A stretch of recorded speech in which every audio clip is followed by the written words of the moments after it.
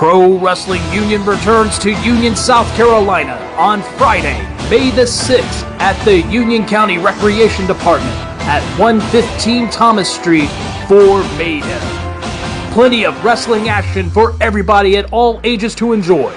General admission at only $10. Kids 12 and under get in for free. It's the best value for the best professional wrestling in the upstate. See some of your favorite professional wrestling superstars, such as the Carolinas champion Bebop, Drew Hood, Luca Daniels, and don't forget in this show we have our first ever women's wrestling action, as Brittany Jane will be taking on Casey Fox. Also, a Texas bull rope match between the Anomaly Antonio Morgan as he goes against the Outlaw Randy Wayne. And the main event of the evening, it's going to be the Pro Wrestling Union Heavyweight Championship on the line, as Chase Emery will be challenged by AEW superstar J.D. Drake. All of this and more, Friday, May the 6th, Union, South Carolina at the Union County Recreation Department. It's going to be mayhem.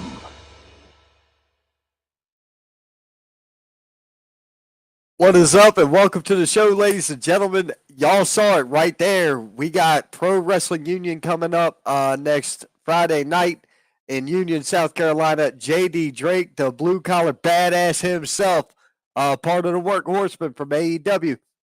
He's going to be there, and he's going to throw down with Chase Emery. Man, Chase, you're going to have to work your ass off to keep that strap. Look here. I'm going to go ahead and get some bullshit out the way, guys. If you didn't know about Ryback and his monotonous bullshit that spews out of this jerk-off's mouth, allow me to educate you, because he was on Twitter, and you can find the post on The Real Wrestling Community. We've got it shared because this guy's off his freaking rocker. Kids out there, trust me, this is proof steroids rot your brain. They don't just shrink the nuts. They rot your brain as well, because this dude's off his fucking rocker. And I've never been so disgusted about a person talking shit when you would kind of consider you got paid a bunch of money. Whether or not you liked it or not, you were paid to do a job. You did your job. You probably did a shitty one at that, and you damn sure did, because you were unsafe in the ring. You were unsafe and unsavory to be around in a locker room. Nobody liked to deal with your retarded ass. But here we are. We got to deal with this dipshit running his mouth on Twitter. I don't get it. I have no idea why people continue to buy into his bullshit. It drives me insane. The guy has no common sense, and he has no respect for anybody. And by all means, I hope to God nobody ever signs this douchebag. He doesn't deserve to get paid for anything in the ring. He's not that talented anyway. You want to see better wrestling? Come with me and pay $10, and I promise you'll see way better athletes and professional wrestlers than that dude ever was. Never deserved to be in the main event title picture, yet they put him in there with CM Punk, and he hurts the guy more than once. He's just absolutely ridiculous. It is 100% pointless that they paid this ass clown. But at any rate, I had to get that off my chest. Now we're about to we're going to interview a buddy of mine. This dude here has been working the indie scene in the local for years. He's a hell of a great guy, a hell of a parent. You see what he's doing. If you haven't seen what he's doing, him and his daughter are a tag team, and they are badass. They're the people I swear to God, dude, one of the most respectful people I've ever met in the industry. Allow me to bring him in, my guest at this time, Mr. James Johnson. How you doing, sir? What's going on, buddy? How are you? Doing all right, man. Another day in Paradise. Oh, not Paradise. Oh, it's always a joke, isn't it? When certain people run their mouths, it's nothing but a joke, isn't it? Yeah. You know what they say about opinions, though. I don't even have to repeat the quote, so. So here's the thing about opinions. They're all, and I'll go ahead and repeat the quote, and I'll finish it for you. They're always like assholes, and everybody thinks that everybody else's stinks, but Have you ever noticed even asshole gets some love from time to time? But that dude's got no love, no respect, no nothing. I can't stand that dude. I'm not a fan. I am not a fan. That's fair. Do what? That's fair. That's fair. That's fair. Okay. I'm full Yeah. of them, dude. I'm full of them. We haven't had much of a chance to talk outside of wrestling events. But Yeah. if you didn't know me, I'm like one of the most out there opinionated people that there is. But either way, dude. So, how long you been wrestling, man? Oh man, I'm pretty sure it's been about. Let's see. I think we're going on year 8 or 9.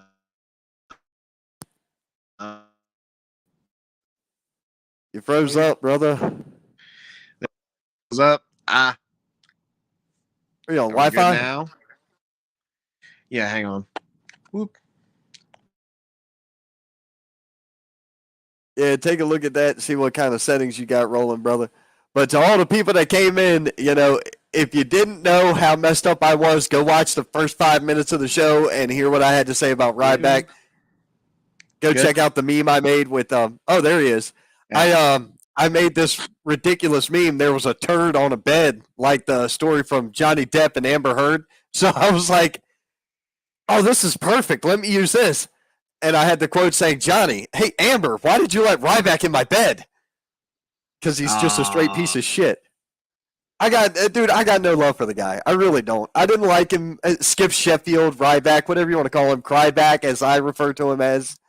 He cries about everything. Oh, I got paid a lot of money and I still sucked. Who gives a shit? Oh. Dude, yeah, I'm sorry. You're such a nice guy. It's hard for me to be like this, but Nah, it is what it is. Don't let me censor you. There you go. I never have let anybody. I got told at a wrestling show the other week, I was like the Howard Stern of wrestling podcast, and I'm like, I don't think I'm that sexually deviated, but okay, cool. Thanks for the compliment, because Stern's like the god of radio, and I don't care what anybody says. He's made more money off radio than anybody. Yeah. I mean, you could definitely take that one of two ways. Yeah. I enjoyed Howard's.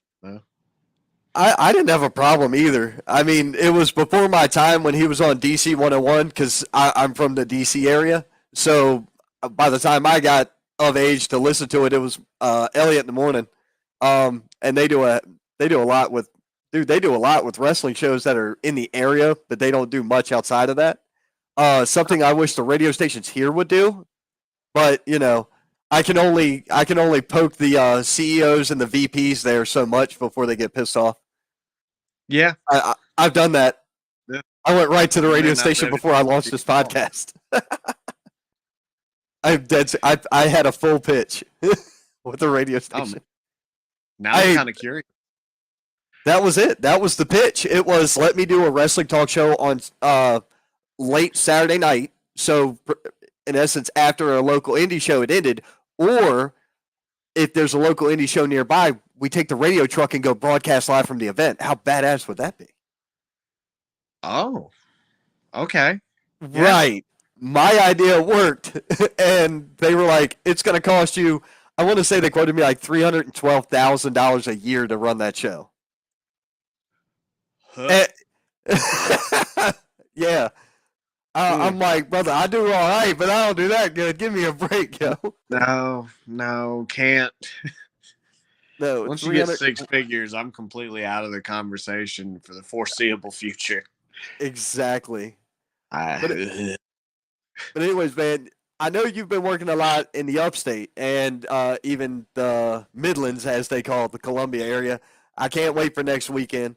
We'll be down there on Saturday. We will be there. That's going to be awesome.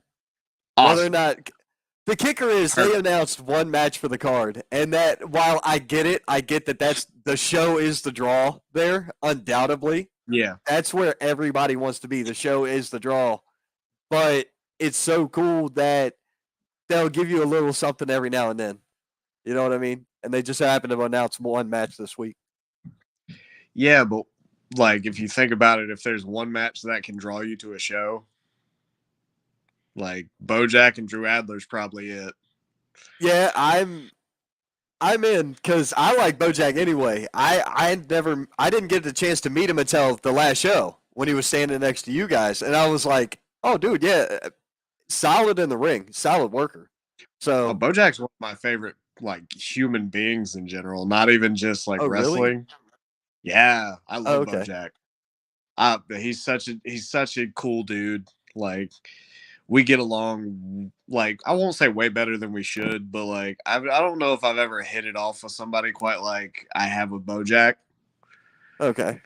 Like he's just like pardon the pun because he's wrestling Drew Adler, but like he's just top tier dude. Like Right? he's funny, he's entertaining from bell to bell. He's an amazing athlete, wrestler, whatever you want to call him, performer.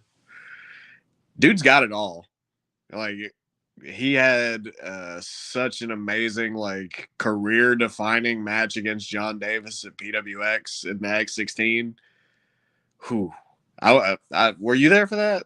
Were you at the No. X16? I've, dude, I have, all right, Oh, pro wrestling or Palmetto is like as far as I've been out to a show, but I haven't even made it to any of the Greenville shows yet, yeah. other than the one I worked for CMW Evolution. I haven't made it to Okay. Turbo. I haven't made it to Three Count. I haven't made it to any of them. CWA, I've talked to their people. Uprise, I've talked to Janet. Um, HWA, talked to Philip. I didn't get a chance to speak to Boomer.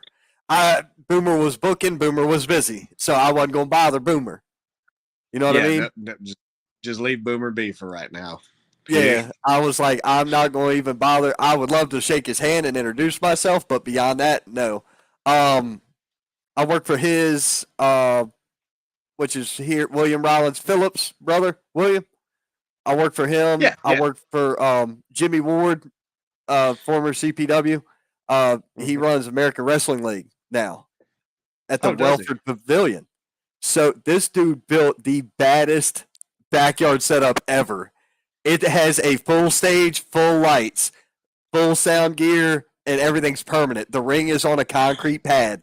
There is 75 chairs. You can easily fit 75 or so outside the ring. And it's got walls, like 8, 10 foot walls on the outside of it. Dude, it is legit. Oh, It that's is nuts. legit. Oh man, I've seen pictures. I'll send you the link for the YouTube video because Yeah. it was awesome. It was opening match was Luca Daniels and Chase Emery for the Pro Wrestling Union heavyweight title, and number Ooh. number one, Ooh. I interviewed the first ever interview on the show was Luca, and I told him, I'm like, dude, I see you competing for a heavyweight title at one of these shows here. I feel the dude's that good. I feel he's very talented in the ring, right? Oh, And I said, I can't wait to see absolutely. you and Chase mix it up. And all of a sudden, here we go. I got my wish. I was like, oh shit. It was like somebody heard me and thought it'd be a great idea. And here it is. But dude, man, Yeah. you said you've been I working 8 years mean, now? like those two,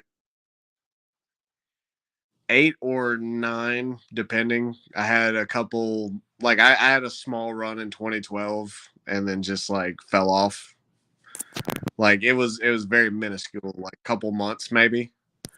Okay. But solidly the last 8 years, like just on a solid run. And it's been such an experience. Like it's wild, man. I love it. Like Dude,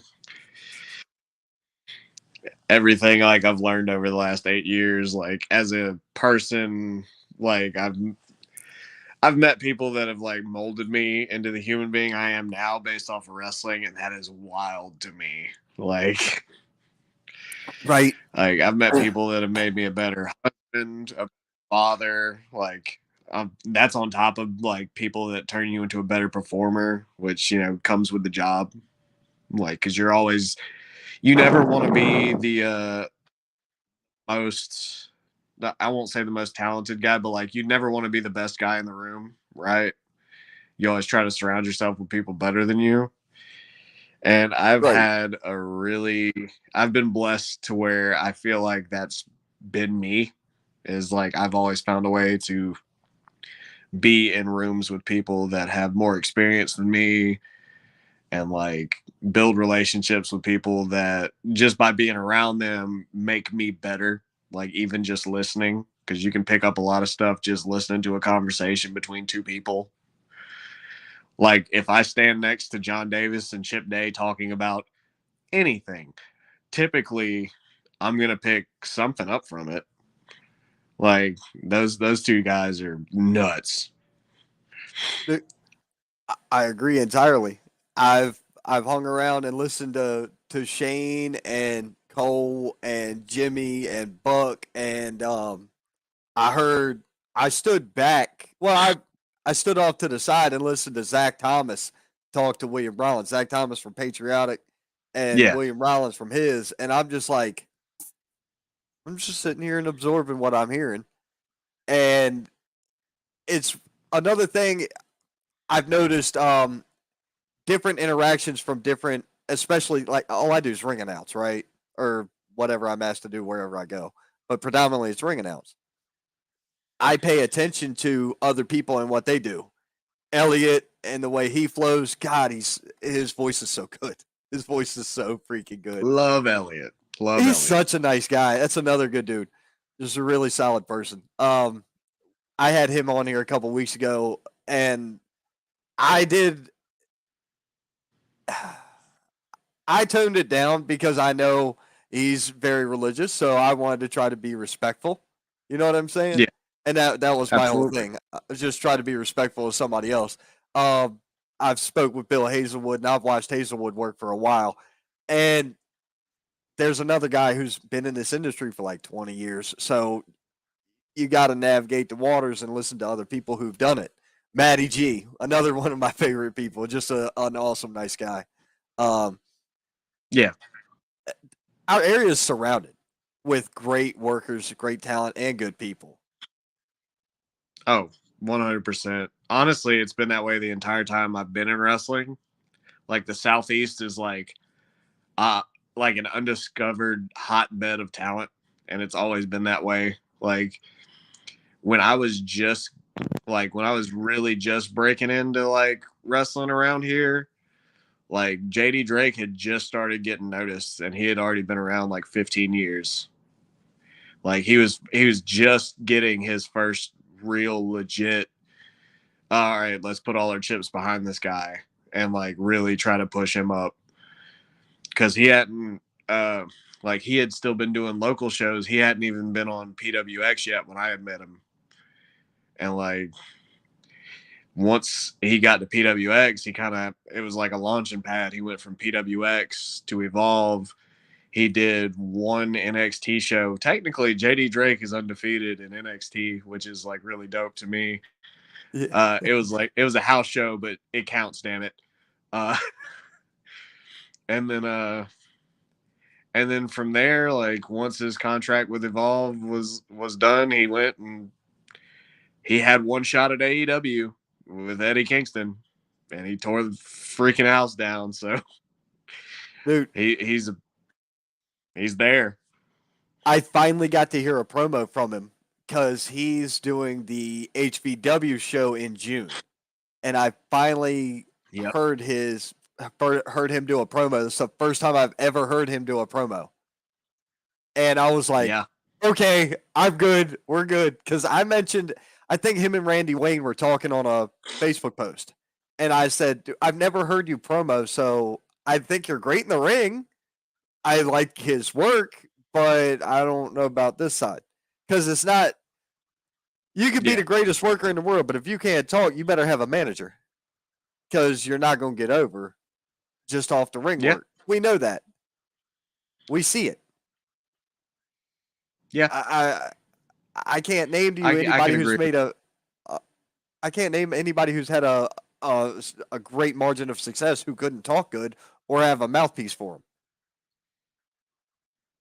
That was my book. Honestly, the list is very, very slim. And I know that because for a while I was on that list. I was a guy that got over Shirley on What Happened Bell to Bell. I didn't really cut promos. Whenever I did cut promos, they were bad. Like, they're bad to me now. Like, I'm sure they were acceptable back then, but you never want to just be like par for the course type thing anyway. So like, it's my promos used to be really rough. Like, I'm really bad. Like, you would assume I'd be good at promos because I did theater and stuff in high school, but like, not so much. I don't think I Because passed theater in high like school. in theater, you got. I did pretty good. I was there 4 years, and they only had at the time 2 theater classes, and every year they made up a new one just so I could like get another credit for it, which was kind of cool. But like Did you go to the school major down difference here? is like I went to school in Lugoff, Elgin. Like, I'm not sure if you know where Lugoff, South Carolina is. You know where Camden, South Carolina is? I've been here 8 years, Okay. and I predominantly don't leave Spartanburg. All right, well, that's fair. It's Lugoff is roughly like 20-30 minutes from Columbia. Okay. It's a small town. It's like you're entering Lugoff and now you're leaving Lugoff, type deal. Oh, so it's like Whitmire. But yeah, yeah, basically. Really, really enjoyed my time in theater, and I think it helped me get my grip on like character work in wrestling. But also, like, at the same time, like, it's different because in theater you get to completely become somebody else, and at least in my case in wrestling, there's a little bit of me in there, and like typically I'm an introvert, which is kind of wild. Right. But and that's odd I don't know. because in the ring your character is so It's outgoing. fun for. Yep. In the ring you seem very outgoing. It's me turned up. Oh hell, you're lagging Good. again. Did I make it back? Yeah, you're back, I think. Oh no. Man, what internet are you on? Oh no. We'll Let me have to try to talk leave about and come internet back. later.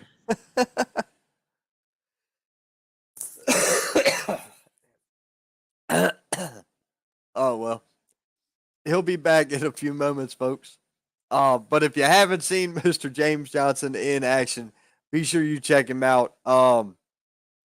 Next weekend, Saturday, Columbia, South Carolina, Palmetto Championship Wrestling.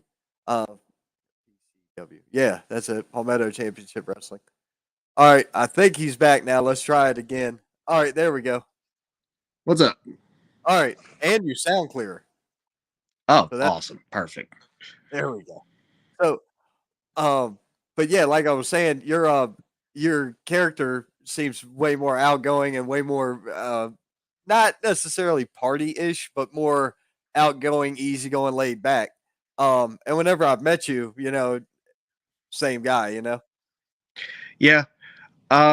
It's definitely, it's got a big piece of me in it. I am very laid back as a human, which the funny story about the character is I didn't ever really want to do the hippie thing. It was when I first started wrestling down here, I had a very generic indie wrestling gimmick. Like, I wore black and red gear, and I was very nondescript. And I had a leather entrance jacket, and there was nothing like that's made me stand out. And when I started training with Ethan, at the time there were 3 trainers at the Palmetto Wrestling Academy. Ethan Case, Billy Brash, and Malachi Matthews. And since then, it's shrunk down to just Ethan, Ethan and Fluff, because Fluff helps him train the beginners, and he does an excellent job. But at the time, like, basically all three of them were like, hey, this gimmick's not going to get you anywhere because they can literally book anybody in the area and they look just like you. And there's nothing you're doing that's making you stand out. You're not like the super athletic, high flying dude. So you're not going to fill that role. You're not technically proficient at the time. I'm pretty okay now. I didn't have a character to fall back on, and like my matches just weren't that good back then. And they were like, so you probably would like to have a gimmick. And I was like, I don't know what that means. So I gave, like, they were like, well, just come up with like a song you want to come out to. And like, they asked me about what I do in my free time. And I'm like, man, I just hang out and I chill. I'm just really like, I'm laid back. I bring them this song and they were like, this sounds very hippie to me. Right. Right. And like, as soon as they said that, I was like, oh no, not Dude Love. I don't know. I already have the beard and the hair. If I put on tie-dye, all I'm going to hear is Dude Love. And it just wasn't what I wanted at the time. So like I fought it tooth and nail, and Ethan looked at me and he was like, listen, man, I think you just need to give it a try. Like we'll do this. We'll go out to this one show we're booked on and give it a shot. And if you don't like it, you never have to do it again. But I think it fits you and I think you'll have fun with it. Right. So I go full force into it. I try it once. And as soon as I come back, I was like, oh, damn it. Damn it. That was so good. And I didn't have to do anything. People just naturally gravitated towards me at the time. Right. And I was like, oh no. Oh no. It's like a pair of pants. Like you try them on at first, they're a little too tight, but after a while, you kind of wear them in and it fits you. Right. Now, I never would have compared you to Dude Which Love. was not. I have yet to get that vibe when I'm watching the music, the entrance, how you act, your mannerisms, your facial, nothing gives me that. So there's that. Yeah. Going for you. I never would have placed that. I was just like, okay, it's a hippie gimmick. I know some hippies from, the Baltimore area. I don't know any down here, but this is definitely different here because nobody else is doing it. And it's unique. That's another thing that you touched on. What makes you stand out? That's been a big proponent for the last couple of episodes where we've been talking about trying to get bigger shows, bigger crowds, things like that. I'm like, the problem with it is you've got how many different shows do you work in the area? Just, spitballing. In a year, how many different companies do you work for?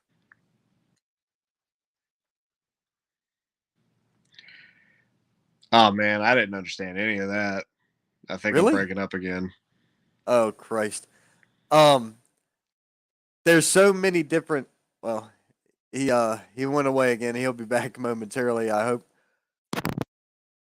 But either way, what I was getting at was there's a lot of different wrestling shows out there, and there's a bunch of them in this in the area.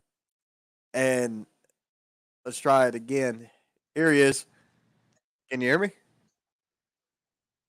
Good, bad, in between. Yeah, I can hear you. Oh, okay, there we go. So yeah, it's way better than it was. oh, gotcha. With how many different wrestling shows there are down here, how many different shows do you work for?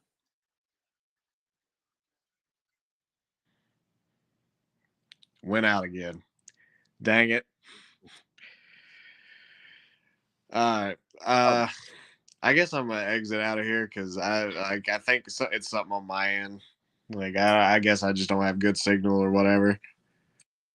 Can you read Oh, the private chat? I think you. Uh, It should pop up on the it side. doesn't say anything yet. There it is.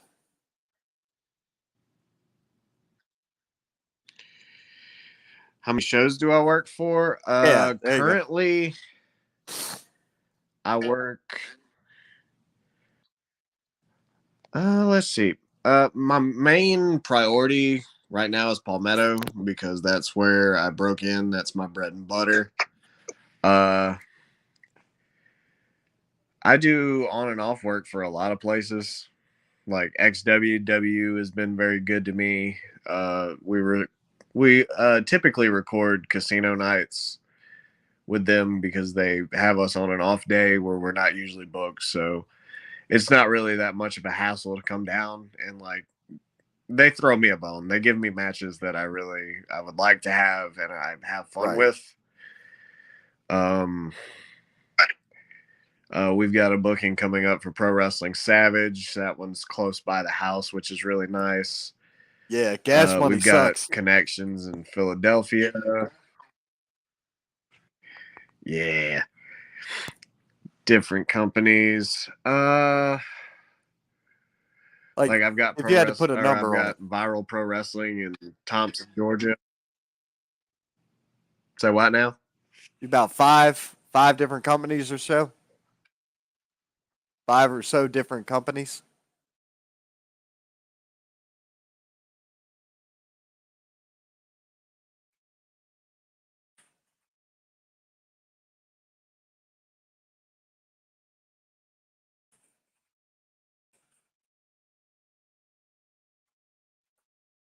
Well, hopefully James Johnson will make it back. But either way, um, it's one of those things, man. You know, technical difficulties happen. Um, Internet's weird down here, dude. There's like certain areas that can't get certain internet, so they don't have the best connections. And then cell towers are a whole nother ball game. Um, oh jeez, he said it kicked me off. Man, hopefully you can come back, James. I hope so. But because we had a couple of questions lined up for you. We had Heath Mulligan, wanted to know who your favorite opponent was and a place in the Carolinas you haven't worked that you wanted to. And then Cole McAbee said, "Hey, it's James Johnson. Hey, bud." You know, so we were trying to get some of these questions. I was moving into those next, but if we get the chance and you can come back, that'd be awesome. Uh, but as far as indie shows go, man, my kind of point behind what we were getting into was that there are so many repeat talents. Let's try it again. Okay, All right. I can hear you. Can you hear me? Yes. Yes, I can. Awesome. All right. Perfect. Let's Okay. make this happen before it goes out again. Okay. All right. So I'm gonna hit these. So Cole said, "Oh my God, it's James Johnson. Hey, bud." So. Hey, Bubba. I miss Cole. I haven't seen him in a while. Oh, we're gonna be in Union Friday night. So there's that. We will be in Union, South Carolina on Friday. And then Heath Mulligan asked, "Who is your favorite opponent, and what's one place in the Carolinas you haven't worked yet that you'd like to try or to be at?"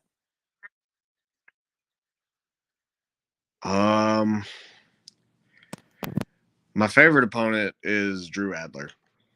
I've just I've never had the kind of chemistry I have with Drew Adler with anybody else really. We've had so many matches. And surprisingly, they've all been at Palmetto. Like nobody's ever picked it up, but uh, we just clicked.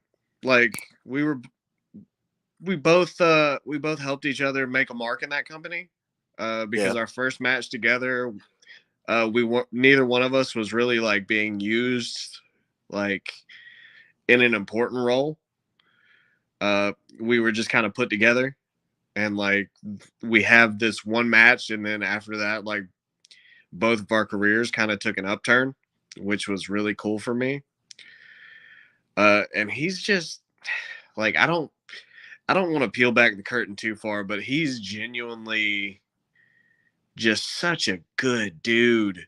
Like There is no curtain here. he was the guy that I wrestled the Okay. Like You I do don't know that. how many people are watching this that are like, "Oh, James Johnson and Drew Adler genuinely hate each other."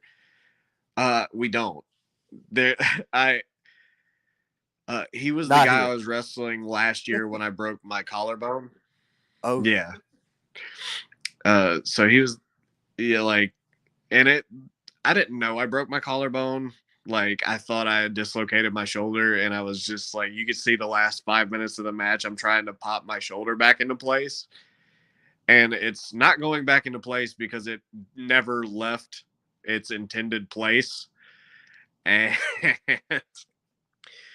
uh we finished the matchup, and I go to the hospital to get an x-ray because I have some very good friends that would not stop hounding me until I went to go get an x-ray. And then I find out that I shattered my collarbone just in the worst way. Like there's the memories of it is going to come up in June, and like I've got the x-rays on my Facebook I can send you, but they're pretty rough. I watched it. And I watched the journey. yeah, it was a rough experience for me. It was my first major injury. But Drew Adler sat outside the hospital and waited for me to get out, which is like something like I've always felt wrestling's a brotherhood, but like that was completely different for me. Because I was pretty down on myself whenever I got the x-ray back, because I was like, oh God, I don't know what I'm gonna do. I haven't ever like had a break from wrestling. And this is guaranteed 3 months, because that's typically how long bones take to heal, typically. Right. It's like, man, damn. But Nerves take I longer. was walking out, and yeah. And I was on the way out, and like I'm really kicking myself because I'm like, why now? Because like I was on the run of like the roll of my career. I was riding high. Yep. It's like, why now? Like, I'm really depressed, and like I don't even notice, but like I'm walking to the car, and like there's just this giant group of my friends, and they all start clapping like I won a heavyweight title somewhere. And like I just remember that being really cool for me, and Drew was there. Like he had a really long drive home too. So it's like he sacrificed all that extra time just to make sure I was okay. He kept in touch with me throughout the whole injury. And like he gave me advice when I was first coming back. Like he's just super cool. Like nobody can ever tell me a bad word about Drew Adler, because I will fight them. Right. And as far as a promotion that I haven't worked for that I want to, that's a rough one, because I've worked a lot of places. Like even if it was like low key and it was a one-off, like I've done stuff for PWX. I've done Future Stars at AML. I've done PCW. I've done PWU. When they were doing their empty arena tapings, I actually challenged Randy Wayne for their heavyweight title, and I just posted a clip of good old Randy Wayne slinging me into a pallet. Yes, I was not at that show. That was the TV taping I missed. Yeah, there wasn't anybody. There wasn't there wasn't anybody at that one. That was COVID times. Yep. Yeah, and again, like like that was a fun situation because Randy took really good care of me. It was 2 weeks after I blew my knee out. But I did like, and this is a stupid mindset. I hate this mindset in wrestling where it's like, oh, I gotta wrestle even though I'm hurt. Yeah, I'm a hypocrite for saying that it's dumb because I do it. But I'm also like my body's in shambles. So like I'm kind of a good example of, hey man, take care of yourself because as soon as you're done, there's no retirement plan. Like Yeah. the more you can get out of this, like the better. Like there's no point in rushing anything, which I have a horrible habit of doing. And if you ask Ethan Case about it, he'll tell you about how dumb I am. But Randy took really good care of me, and so did Chase because I wrestled Chase that day too. Oh wow. And that actually is kind of it's actually kind of interesting because I beat Chase that day, and I heard he's the heavyweight champion now. He is. So if He I've is got a winning record over the champ, well, Hey Cole, if you're still here, maybe. Cole, if you're still here, there's you know, you may have a new challenger lined up, and I'd like to see that. Whether I'm behind the curtain or in the crowd, I'd like to see that one. Shit, Yeah. there's certain matchups that are just going to be But good. yeah, I'm like Chase is incredibly talented. Like He the is. nickname the Blue Chipper, it's not even just a nickname. Like it started because people were like, "Oh wow, he is a Blue Chipper. He's naturally very good at this. He doesn't need very much instruction. He can wrestle well." Yep. And it's a situation where like Chase can cut a promo, but he works better with a manager. Like, why not put him with somebody? Because you can get more miles out of it that way anyway. It also adds to his like his mystique, really. Like, he doesn't have to talk? Right. He can show up, wreck people, and leave. Like it's wonderful. Yeah. What's funny is he works so many different promotions that not everybody, he doesn't work the same style everywhere he goes or the same role everywhere he goes, and that becomes weird because I was having a conversation, Scott Larson was having a conversation with our good old buddy from Hashtag Truth, and don't miss Hashtag Truth on Tuesday at 7 p.m. For God's sakes, don't miss Scott Larson's show. It's something you don't want to miss him. He's a blast to watch. He's a lot nicer than I am, so it's just a great thing. But he was mentioning that Chase working HWA up there in North Carolina, but he works it as a face. And I'm like, I've never seen Chase be a face in my life, so it was so weird to me to do that. I was like, I didn't like him as a face. I cheered him anyway because he's a buddy of mine. Hell, I interviewed him. I'm like, it's just weird, but I cheer him anyway. So I cheer people I know, and even if they're the bad guy, I like their work. Donnie Ray, for example, the biggest shitbag heel in the area, but he is a great worker. He is a great promo. What's that kid? Raylan, help me out. Raylan, Albee. Oh my God. He climbed way up my rankings at the last show. I was like, this dude is legit. Holy crap. Yeah. I was like, his heel persona is so great. He'll run his mouth on the mic. He's got that swagger to him. His finish is gold. Anybody who doesn't understand his finisher, he takes the entire bump for you. And it looks like $1 million. I love it. Yeah. Like Raylan is another one. I love him. Like genuinely. Good dude. Does more behind the scenes than people realize, which makes it that much more impressive that he's still that good in the ring when he has like 4 other things he has to focus on. I heard. Like that is absolutely insane to me. I can only think about focusing on wrestling. Like, if you take me anywhere else, like, and I have to do all these other things, I have so many other things I could be thinking about. Like, I'll always go back to, like, wrestling's my bread and butter. I'm not a production guy. I'm not, like, I can help people put together matches and I can give input, but that's pretty much where it ends for me. If you try to take my attention off of wrestling at a wrestling show, it never ends well. Like, Right. I have so much respect for Raylan, and like I think, how long have you been in the area? 8 years, you said? Yeah, I came down here in July of 14. Okay.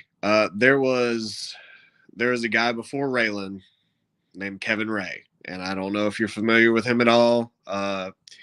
He stuck mostly to Palmetto, but he's same situation as Raylan. He was the production guy, and then when it was time for him to go wrestle, he was the biggest heel we had.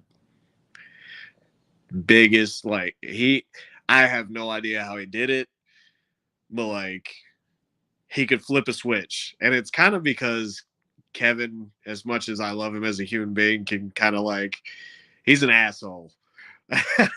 He's my type of person. Like, oh God, yeah.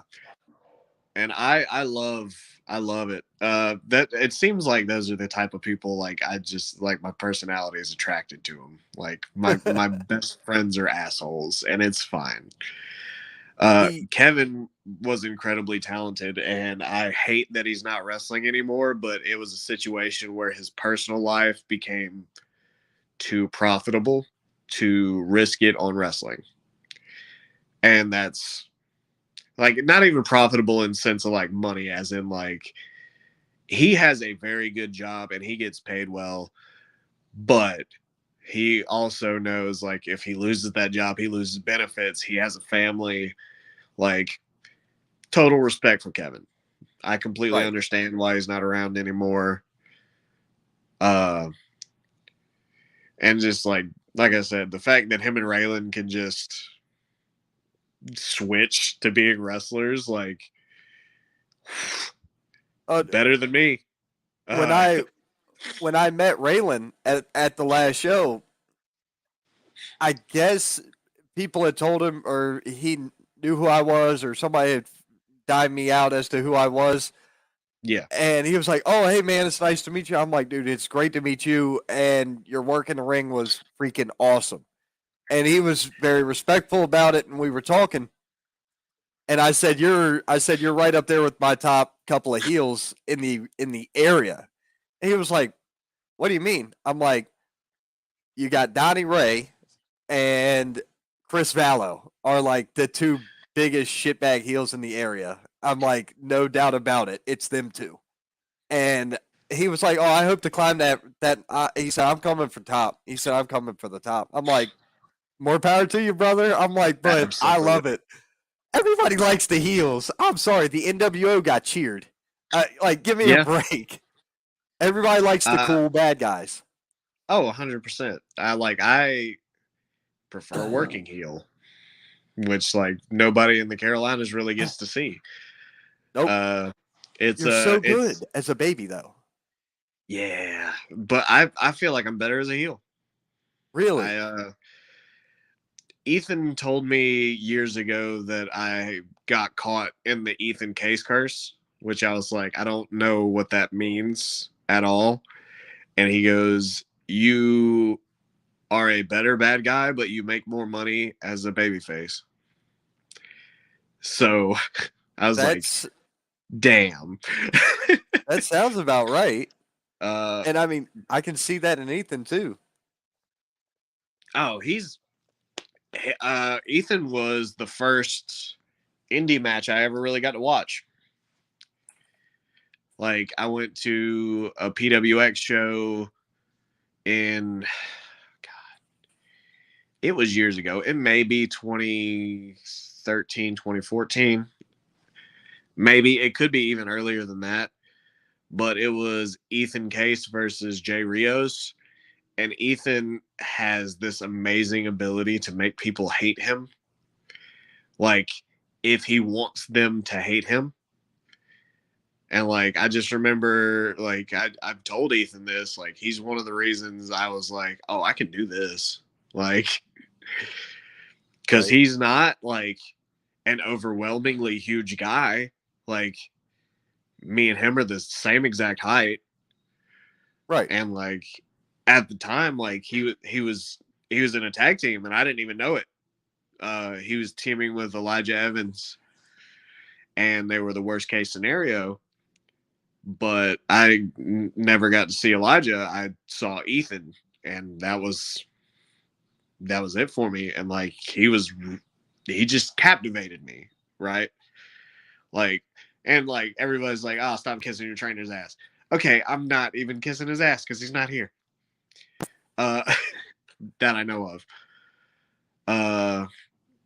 Like, he's genuinely got a way to make people want to look at him. Like, he's just a unique dude. And like, we kind of, he, like, when I first talked to him, like, I didn't think he liked me at all. Like, and he's become one of my favorite people on the planet, like, without a doubt. And he doesn't give up on his kids either, which is really cool to see. I was actually his first graduate at the academy. I wasn't the first kid he ever trained, but I was his first academy graduate. Yeah. And like, to see where that's come and the time since like I started is freaking nuts, dude. Because like, when I started, it was 3 of us in a warehouse in like downtown Columbia, and it was bare bones. This is wrestling. And like, he's found, like, ever since then, he's found increasingly better ways to train people. And then at the same time, like, he's also made everything about the academy bigger. He's turning it into like a legit, like, training facility. It's always been legit. Right. Let me rephrase that. It's always been legit, but he's making it a facility as opposed to just like another school. He's got multiple rings. He's training these kids very well, and there's a lot of them now. Like, every time I walk in there, like, I get lost in it because it's like, wow, the come up is real. Like, hey, man, and that's what has to happen. You got to grow and you got to evolve. You can't stay stagnant. Absolutely. You sit still too long, you die. These are facts. Yep. Like, I've always believed in that personally. Like, you have to adapt, you have to change, you have to go with the flow a lot. And that's kind of how I viewed my wrestling career too, because though you might not compare me to Dude Love now, when I first started, there's a very good chance. Because it was a whole lot more like 70s hippie, acid trippy vibes. Like, okay. But now it's more. Now the hippie thing is more like a background with like that I can paint over. Like, it's a layer to who I am. It's not the defining characteristic. Honestly, now I'm leaning more into like the dad thing than I am like the hippie thing anymore. I think the hippie thing is more just in like symbolism. Yeah, but see, like, I've also Selena's been great for my career. Yeah. One thing I have noticed about you is you are your worst critic ever.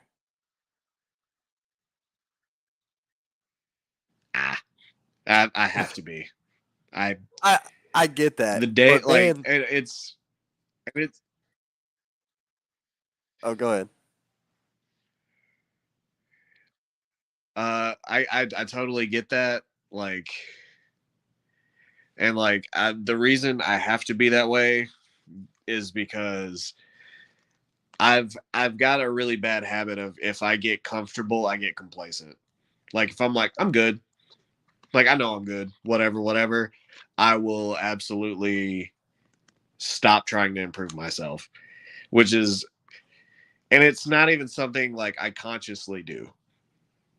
It's definitely more of a, like, once I hit a point where I'm like, I'm happy with this. Like, it's just,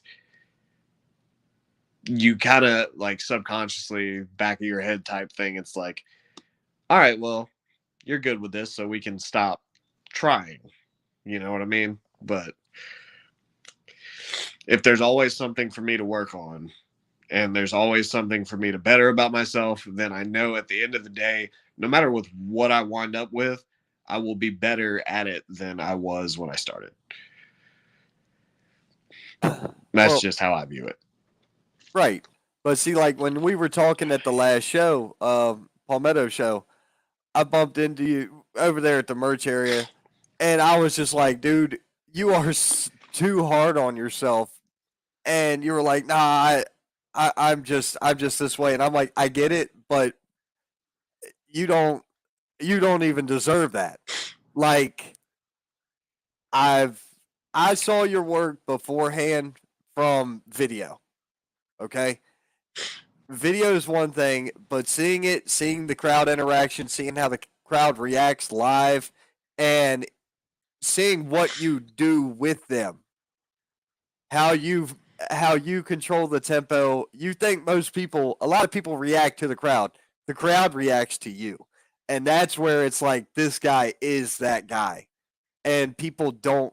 A lot of people don't realize it, but people who, I'm not going to say in the business because uh, that's a shit way of looking at it. But somebody with like my mindset, I can see how the crowd flows behind you. They ebb and flow on your movements. They're sucked into you. So whether or not you realize that, that's how it is, especially down there in Palmetto. Well, it's a little unfair for Palmetto because they've had 8 years to watch me learn and grow. And while it's true that we do bring in a lot of new fans almost every show, like it's kind of like a cycle that goes by type thing. Some Right. people leave, some people come back, some people leave, don't come back. Some people show up for the first time. You make new fans for life. Uh, My but wife.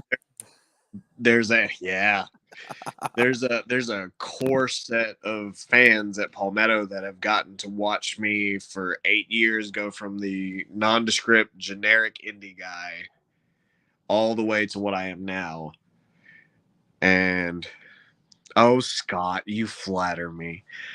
But the thing about crowd reactions is you have to learn how, like, it's such a weird thing, but you have to feel them because there's good quiet, there's bad quiet, there's uh excited pop, there's surprising pop. Uh and it like if you make people feel what you're feeling, then they tend to react the way that you want them to react. Uh Right. and even if they don't, you still have to go with it. Like if like let's say I had one match that just like over and above all I'm freaking thrilled with, like more than any other match I've ever had. And it's a guy I only got to wrestle one time at Palmetto, and his name is Zach Cooper. Uh, I wish this match was recorded. I can't freaking find it anywhere. Um, we were semi-main, and I just remember there were periods where the main event hadn't even finished calling before we went to make our entrance for the match. And like I had it in my brain that I was going to make people very uncomfortable because the guy is way bigger than me. He was legit 240, 250, solid dude. Uh the first thing that happened while I was making my entrance, and This is where I admit that I ripped off like Hugger Bailey for a while. Like I would just walk up to the ropes and do the hey. Half of my moveset I stole from Bailey. I'm not ashamed of it. She's fantastic. She's just pretty But solid in I the did ring. the hey and I bounced off, and as soon as I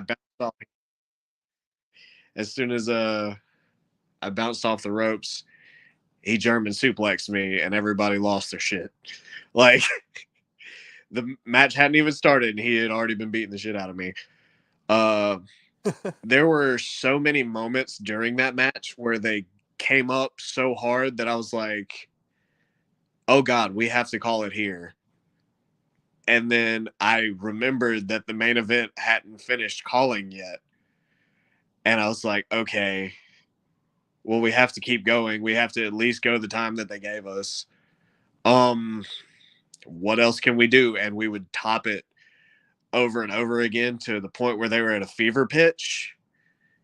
And then at that moment was when I decided to make everybody uncomfortable. Because he had his finish is he does a, you know how people do the spin into the clothesline? He does that into a discus pump lariat. kick. Yeah. Ah, He does it into like a a pump kick. spinning And bro I'm like, kick. yeah. I'm like, I don't Ah, understand how your body does that. But, if that's your finish, that's your finish. So before he set me up for that, he was giving me short arm big boots, and they were all pretty snug. They all hurt like hell. He hit me with the first one, and everybody gasped. I told him to pick me up, give me another one. He hit me with another one, and they're reacting a little less, but it's not a bad quiet. They're watching and they're like, oh shit. Told him to do it again. He gives me the third one, and there's this one asshole. There's this one asshole in the crowd, and there's always the one. And he's one more time. Right? I was expecting him. So I had him give me more. We ended on like 7. I was nothing but like a stain on the mat at this point. And like it was dead quiet. You could hear a pin drop. And I was like, oh, this is perfect. So he sets me up for his boot. I duck the boot. He goes to catch himself, puts one arm on the ground. I reach through his legs, grab his arm, crotch him, flip him over, wrap his arm around his neck, and choke him out with his arm. This place went fucking nuts. And it's because, like, I know when they're going to pop the hardest or when they're at as high as they're going to get. And I know if I'm going to get them back there that I have to take them down for a second. Right. Because you can't, like, if you were to start clapping right now with the intent of clapping for 10 minutes straight, you would run out of steam. And that's what people miss about wrestling a lot. They're like, oh, they were really quiet during this part. Well, they can't just be loud for the whole thing. And that's just one match on a show with, well, at PCW, we try not to go past 5 matches. But on a typical indie show, 6, 7, 8 matches. Yeah. Like, you can't expect people to just be up the whole time. You have to take them on a ride because that's what they showed up for. Right. They didn't show up to, like, blister their hands trying to clap for you. They showed up. I'm tired. Yeah. When I leave a Palmetto show, I'm spent. Yeah. Yeah. And I got an hour and a half ride home. I will admit that Palmetto, like, our crowd is really good about giving us responses all night long. And that to me is a testament to the type of product that's put on. Because, like, buddy, you can put on the best damn indie show ever, but people still get tired. Like, right. But like Dude. the last PCW show was 2-ish hours, roughly, including intermission. Right, Right at it. right there at 2. Dude, I I worked a show Friday night. Get this. Mm-hmm. Indie shows almost always start late, right? Yep. Well, we had additional delays. People hadn't arrived yet. The crowd was there, but not Mm. everybody in the back. So I was like, I got an idea. Just give me the microphone.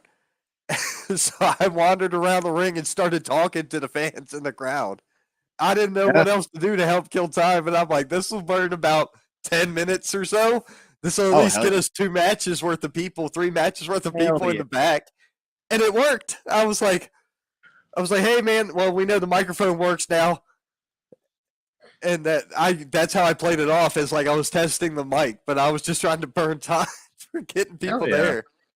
But that's so much fun. There was a tournament part of that actually means,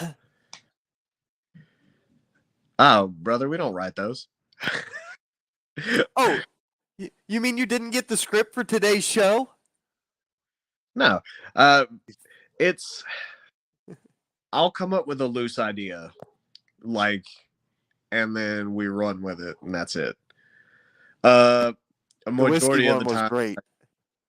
Oh, the whiskey, like that one's like one of my favorite ones, because like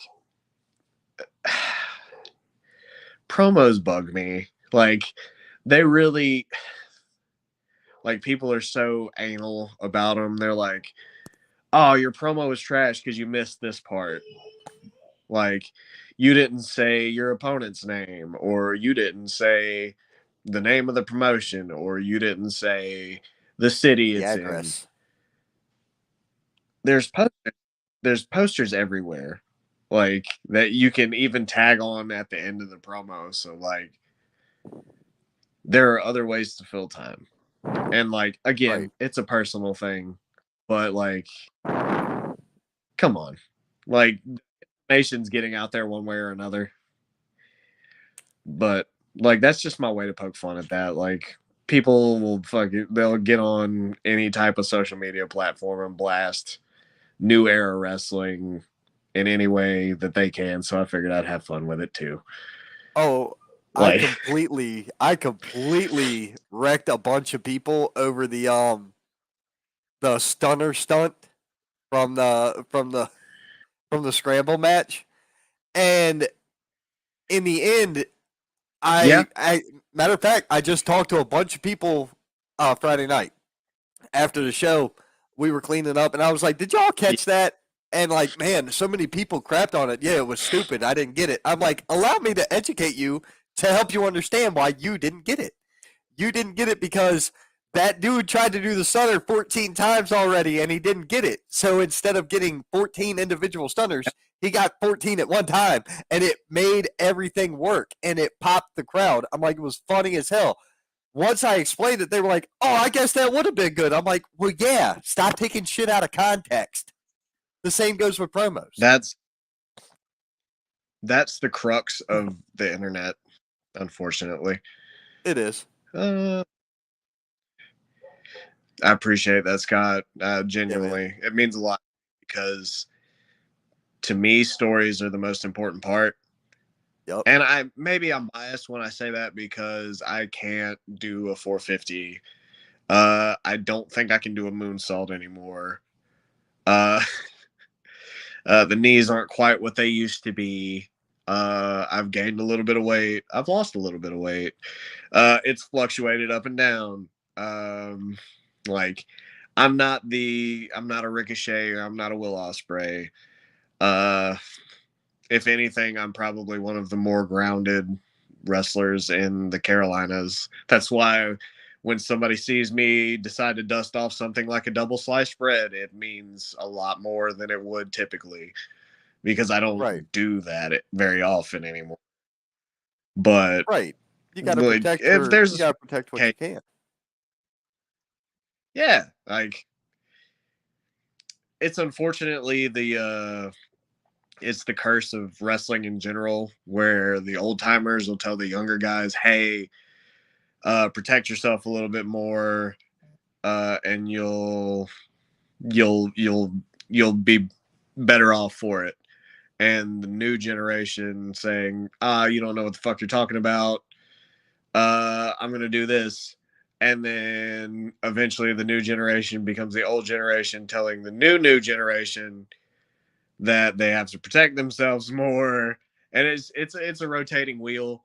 It's And a while vicious circle. wrestling is going to evolve and everything, but that's the one thing that I don't think's ever really going to change. And I had that epiphany a few weeks ago when I was talking to my buddy Malachi, because if you've ever seen Jay Malachi wrestle, he just turned 18 and he is so talented. Like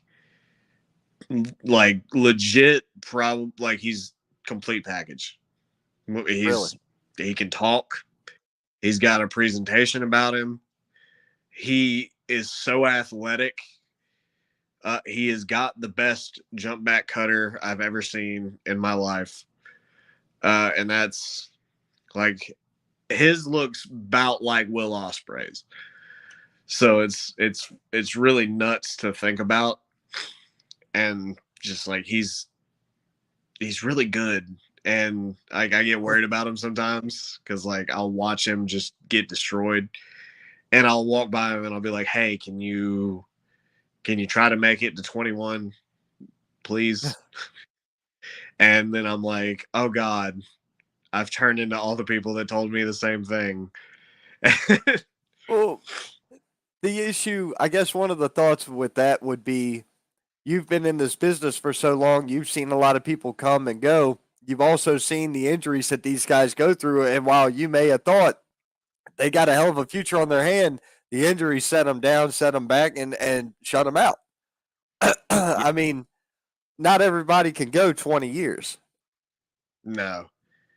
And that's the unfortunate truth about it. Like Yeah. father do any jobs. Like Nope. he's gonna catch you, which like a lot of people that I've been lucky to learn from have had the 20-year careers.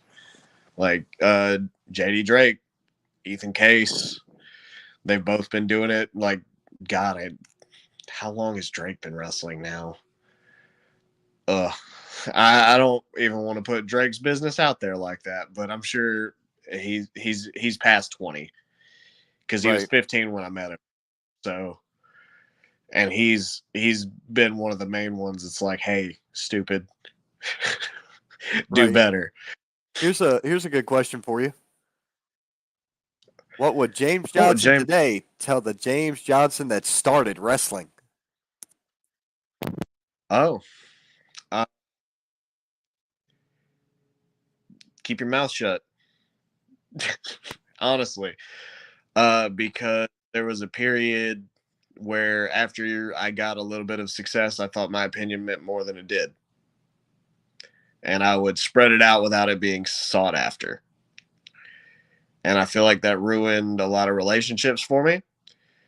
Not so much professionally, but like people that I genuinely enjoy being around were like, "Hey man, if you could just shut up." Like they wouldn't tell me that, but that's what they're thinking. Uh, Either that or I would tell him to not try to compare himself to other people, because people, like, everyone has their own story. Some people have short stories to success, other people's have odysseys. Either Yep. way, it's a success story if you play right. Oh, dude, Eddie So Kingston and JD Drake that's are exactly that. They are Odyssey. How long they've been around? uh yeah, which like I can't remember who told me this, but like Eddie Kingston asked to work with Drake when Drake came, like, for his one shot. He was Yeah. like, "I want him." And they were like, "Why?" Or no, they didn't even ask him why. They were like, "Yeah, sure, go ahead."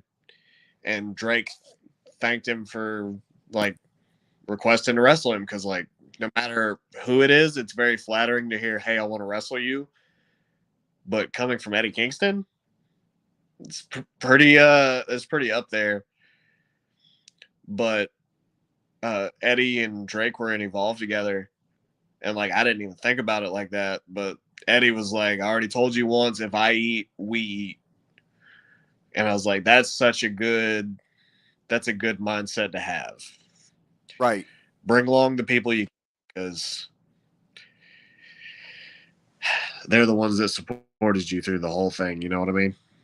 Right. I've always lived by you take care of those who take care of you, and you look out for people when you can. You know, I have been very lucky in this industry. The very brief period of time I've been in it, I've only been in since like I came in at the tail end of 19, right after I went back to work. Um, I got hurt. I We'll go over that privately, but I got hurt in 18. I was out of everything for 9 months. This chair was the only thing I was in for 9 months. 9 months, essentially on my ass and on my back, and that was it. And trying to get back into the swing of anything normal was a task. So, like, I understand what you mean there. You know what I mean? So, Yeah. and you were talking about the weight fluctuation. I legitimately today hit my target weight that I was trying to get myself back down to, because I was 135 pounds when I got hurt. I'm not a big guy. You've seen me in person. I'm not a big man at all. I was 135 pounds when I got hurt. I was 185 when I went back 9 months later. So I put 50 pounds on a small ass frame. It was like, oh my God. It was almost an extra half of me here. And I'm like, this is not good. So I completely understand that. Got a couple of statements here. This is a really, really interesting point. Michael King Enterprises, he said, how was it for you watching Selena working and taking shots in the beginning?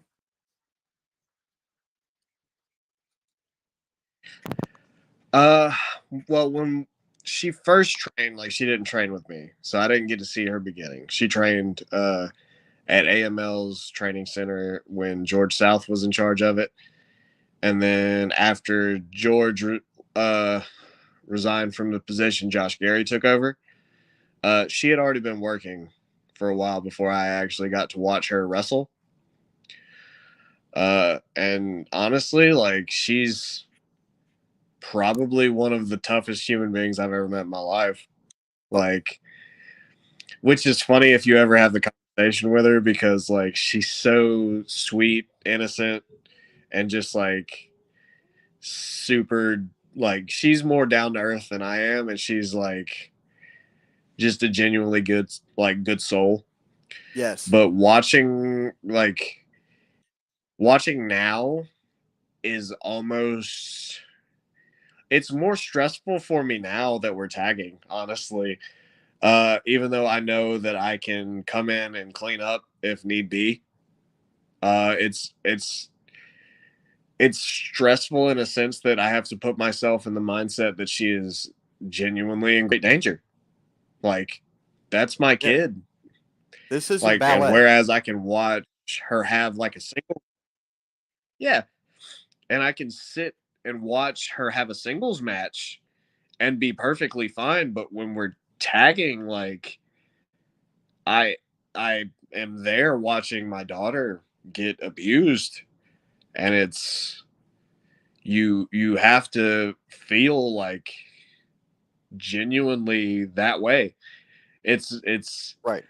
it's kind of a wild concept that I'm not a method actor by any means, but I like to be in that moment, and like watching her, because she does she takes a beating whenever we tag, and she Dude. takes a beating because she wants to.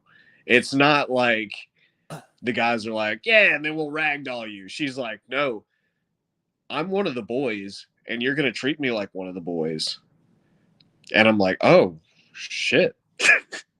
So I want to bring that up. That's one thing I want to bring up. The first Palmetto show we went to, it was you two and Fluffman against All Worm No Soul and Raylan. Was it Raylan? I think it was Raylan. Raylan Albee. Yeah, 2 months it was ago, Raylan. right? Yep. All right. Selena took more shots in that one match than anybody else did the entire night. And I was like, holy shit, she is a legit badass. I'm like, I already was a fan because I had met her years ago with CPW.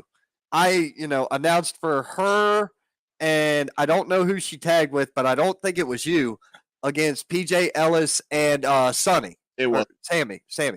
And I was like, yeah. she so cool, such a sweet kid. I agree with everything you're saying. She super nice, when she came through the curtain and thanked me, I was like, You're welcome. I didn't know how to react. But I was just like, she's just a good person. I like that. Then to see her from then to now and take that ass whipping she took, I was like, oh my God, she is the star waiting to burst here in this area, and nobody knows it yet. I know it. I can see it. Yeah. And I don't think she realizes it yet. And when I said that, she kind of cocked her head sideways like she was confused. I'm like, I can see this. I know a little bit about this. It's her. And I can see it. And I can't wait to see what the future holds for that young lady. I can't wait to see it. And whether anybody gives a rat's ass or says, oh, go ahead. She's absolutely phenomenal, dude. Like I've told her on so many occasions that like she's better now than I was when I was at her experience level. And like she holds her own, and no matter what the situation is, she thrives in there when she's wrestling dudes because she knows she can go all out, and like it's one of those things where she can put her full array of talents on display. And that's nothing against the women in the area. She just feels more like she can do more with guys, which is kind of true about like a lot of women in the area. Like if you talk to them, their preference is to wrestle guys. At least from my experience, I could just be talking out of my ass when it comes to certain women, but she God, dude, like if y'all can see what I see whenever we're training, like oh God, like she's magic waiting to happen. Because like there have been times I've pushed her at training to the point where I was like, oh, you're gonna break today, and like not like in a negative way, but I'm like, you're gonna probably like have a conversation with yourself on the way home where you're like, okay, where do I go from here? And she'll legit surpass expectations. And I'm like, okay, point taken. I didn't give you enough credit. I'm telling you, if she doesn't end up working out of Atlanta or working out of Florida in the next 2 years, I'd be surprised. I would be surprised. And I'm guilty of a lot of things. Predominantly being an asshole is one of them. However, lying and saying shit that ain't right is not one of those things that I'm guilty of.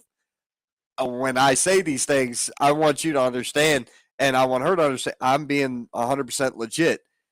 I really do believe that she has that ability. She could step into the ring with Gigi Dolan tomorrow, and it wouldn't. I'd be like, oh, well, fuck, I figured that. Okay. I wouldn't think anything of it because I already see it. I see that ability in her now. She takes more bumps and more ass whipping than most people I've seen in a ring, period. And here's the thing. It's like great. The bumps and ass whoopings she takes mean something. It's not just her taking bumps and an ass whooping for the sake of taking bumps and an ass whooping. Everything she does To an extent, I still catch her. I still catch her doing things needlessly from time to time, Right. but a majority of the time, it's calculated. And like, I don't think a lot of people realize that, but she's really genuinely just a damn superstar to me. And like, Oh, she is. it could be me looking at it through like rose colored glasses. You know what I mean? Like, this is my kid. And like, I want her to do well. I want her to do better than I've ever done. Like, genuinely. But Right. again, What a handsome hippie. From Shane Dorr. What a handsome look, hippie. that's been my boy for years. Yep. And then He's Thomas Scott. What's up, James Johnson? what's up, Thomas? We Old got Dizzy in the house. me and Dizzy got business. Me and Oh him, shit.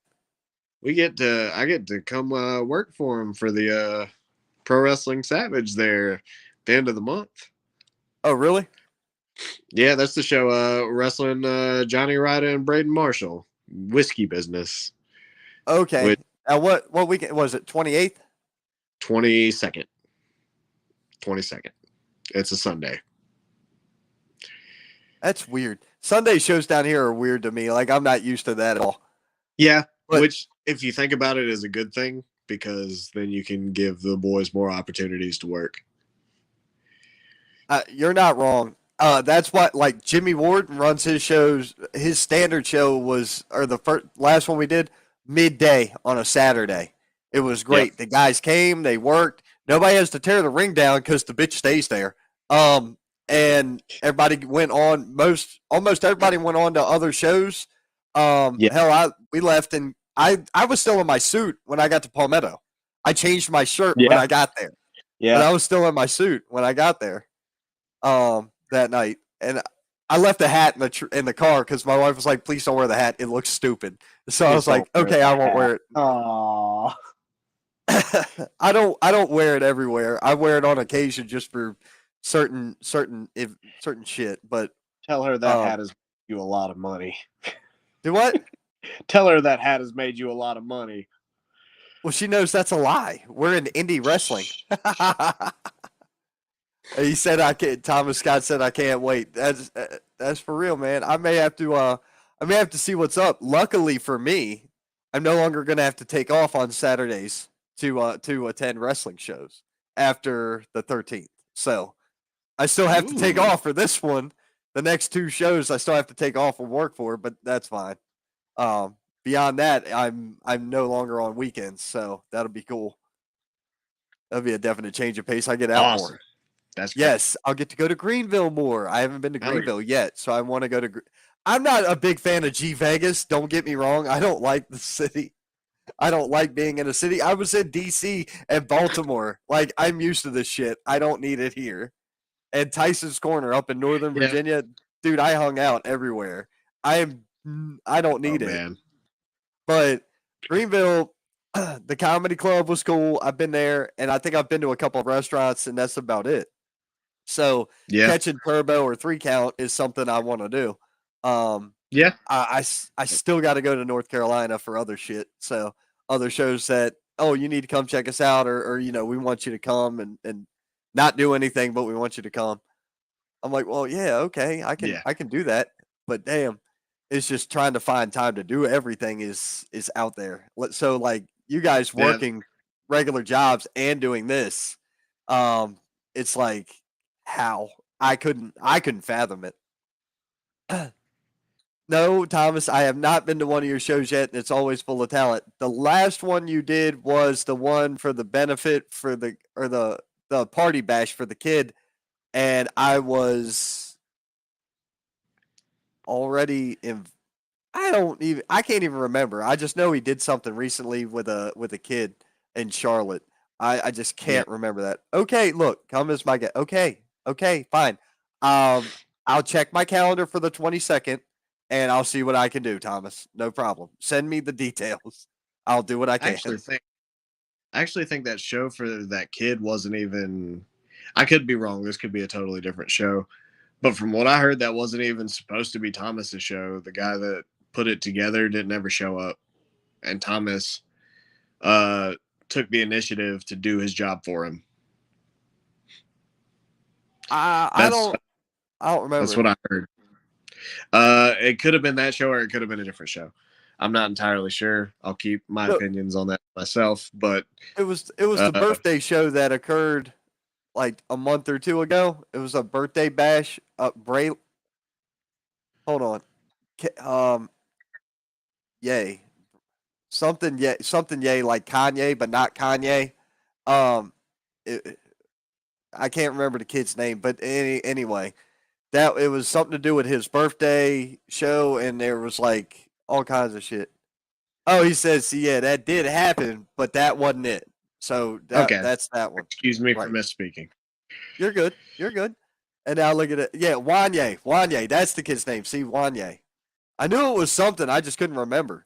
HBT, Harry Bernard Taylor from the Straight Up Wrestling Show, another one of the million podcasts we have here in the Carolinas when it comes to professional wrestling. If you don't have their notifications on, you'll never know when their show is because it's always random. But that's fair. Always fun. Yeah, it's always fun. But I need to come and hang out with them in their hometown. I know I'm just up the road. I just don't travel. There's a reason for that. I try to refrain from traveling too much. Oh man. Yeah. I didn't go home for years. Like legitimately, I didn't go home for like three years or better. I didn't go home for a visit or nothing for years. Because home is still Maryland, where all my family's from, you know? Yeah. And I'm 500 miles south. It's like, dude, I got shit to do. I ain't going home. I couldn't go home. Or something was wrong and I couldn't go home. But yeah, I could see that being a problem. I did construction for like 7-8 years straight out of high school, and I was out of town every week. So, what do you do now? I actually got a pretty sweet gig doing maintenance, rehabbing apartment complexes and stuff. Generally, and like no matter where I'm working, it's within 15 minutes of the house. It's so nice. Nothing wrong with that. There was a while there where my wife had heat with me because I would work out of town all week, come home, pack my suitcase, and then go wrestle. And she was not thrilled about it. And things have gotten better, thank goodness. But like it was a rough patch, but better half anyway. So she's I think everybody goes through that though, because like even way early in in mine and my wife's marriage, dude, I was leaving the house at like 3:30, 4:30 in the morning, getting home 10, 11 o'clock at night, and it was 6, 7, 8 days a week, and that was it. Yeah, like it's just work is work, man. You got to pay them bills. Absolutely, God, yeah. But she wasn't much mad about working out of town as she was that I was not spending. It was pretty tough. Like I ended up not spending nearly as much time with her as I should have, and that's on me. I could have found a happier balance of things, but we've moved on past it now. And now after we moved on past it, I end up with a cushy job where I don't have to worry about it anymore. Right. She's pretty much been my rock through wrestling because she supports me. Like there are times where I'm like, I'm just thinking it's not working out like I want it to or whatever. And she'll just be like, just be patient. Like Rome wasn't built in a day, but it could absolutely be destroyed in a day. So 100%. 100%. What's that? Oh, hi, Kelsey. How are you? I remembered her name this time. Ah, he did. Hi, babe. High five. We were just talking about you. Now close the door. All good things.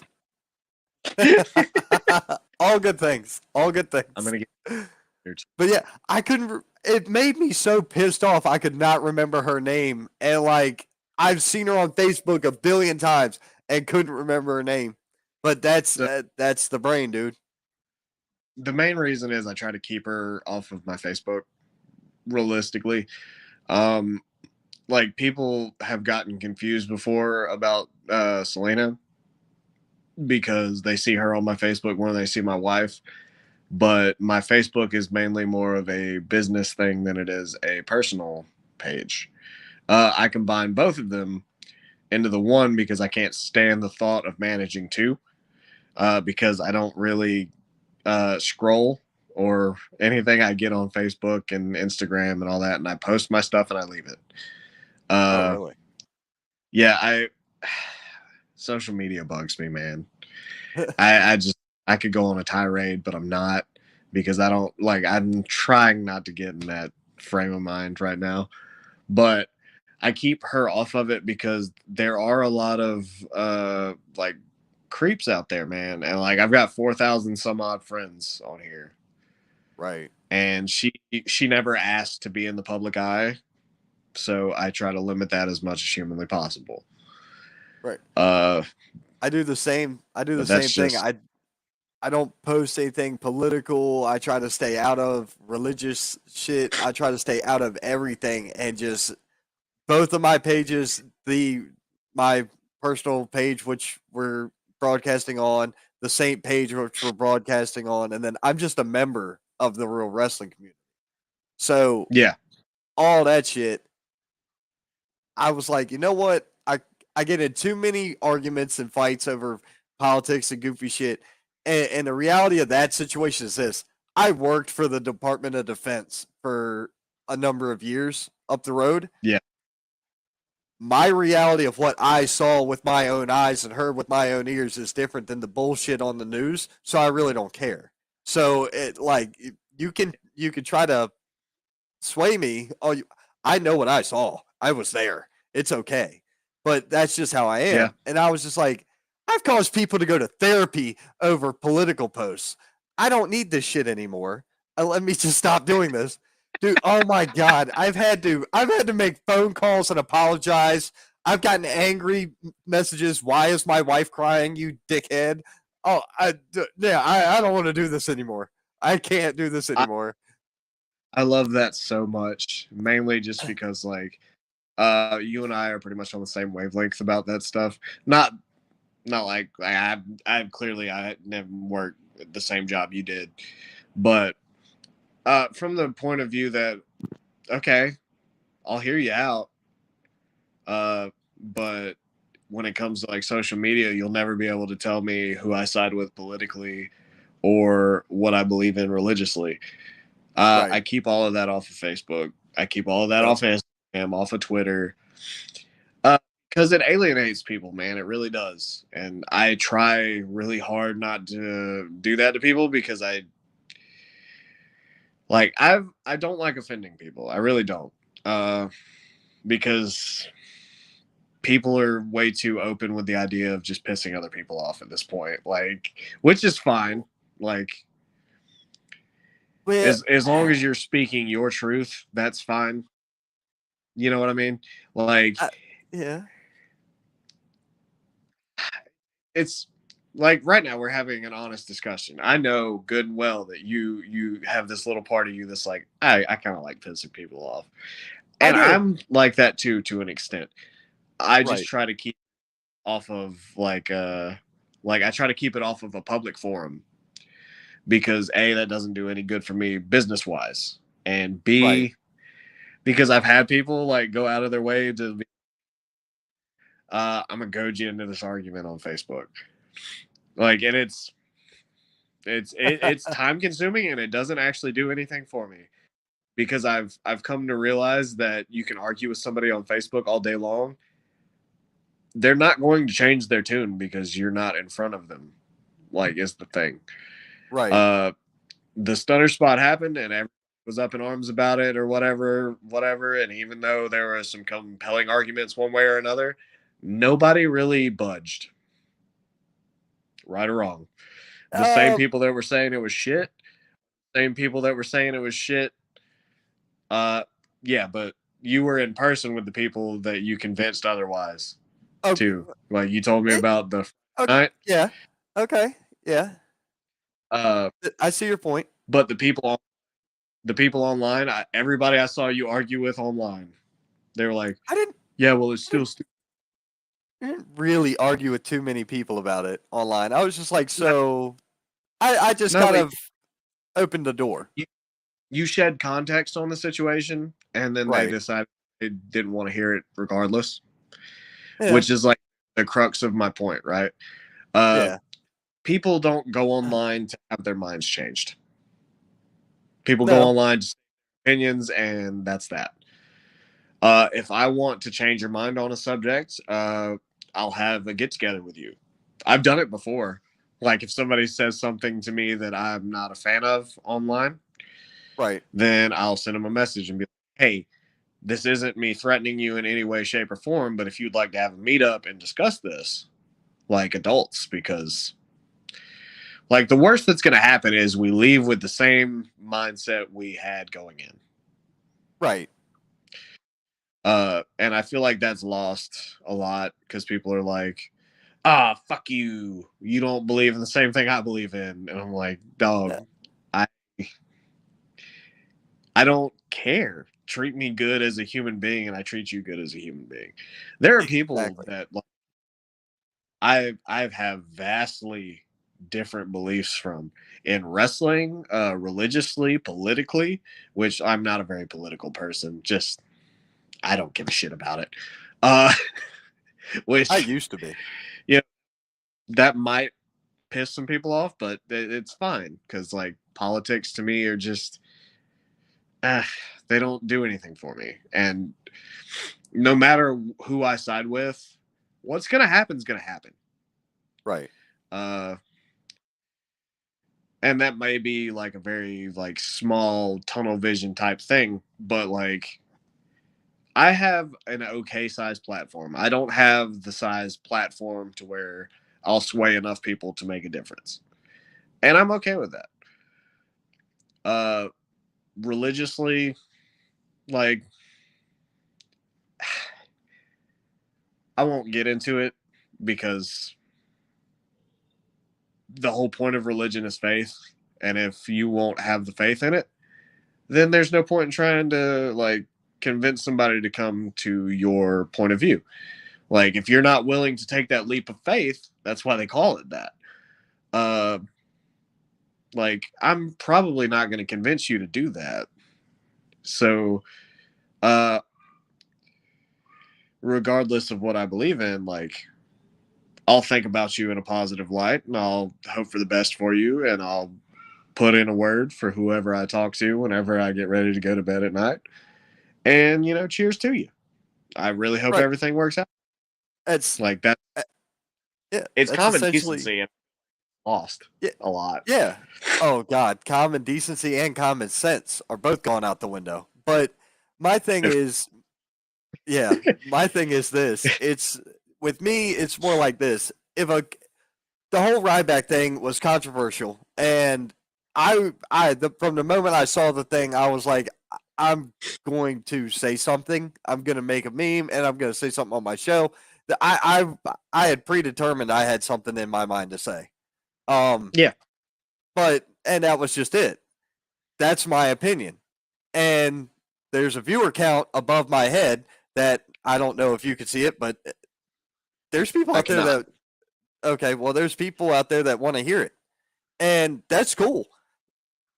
They don't have to take what I say with a grain of salt.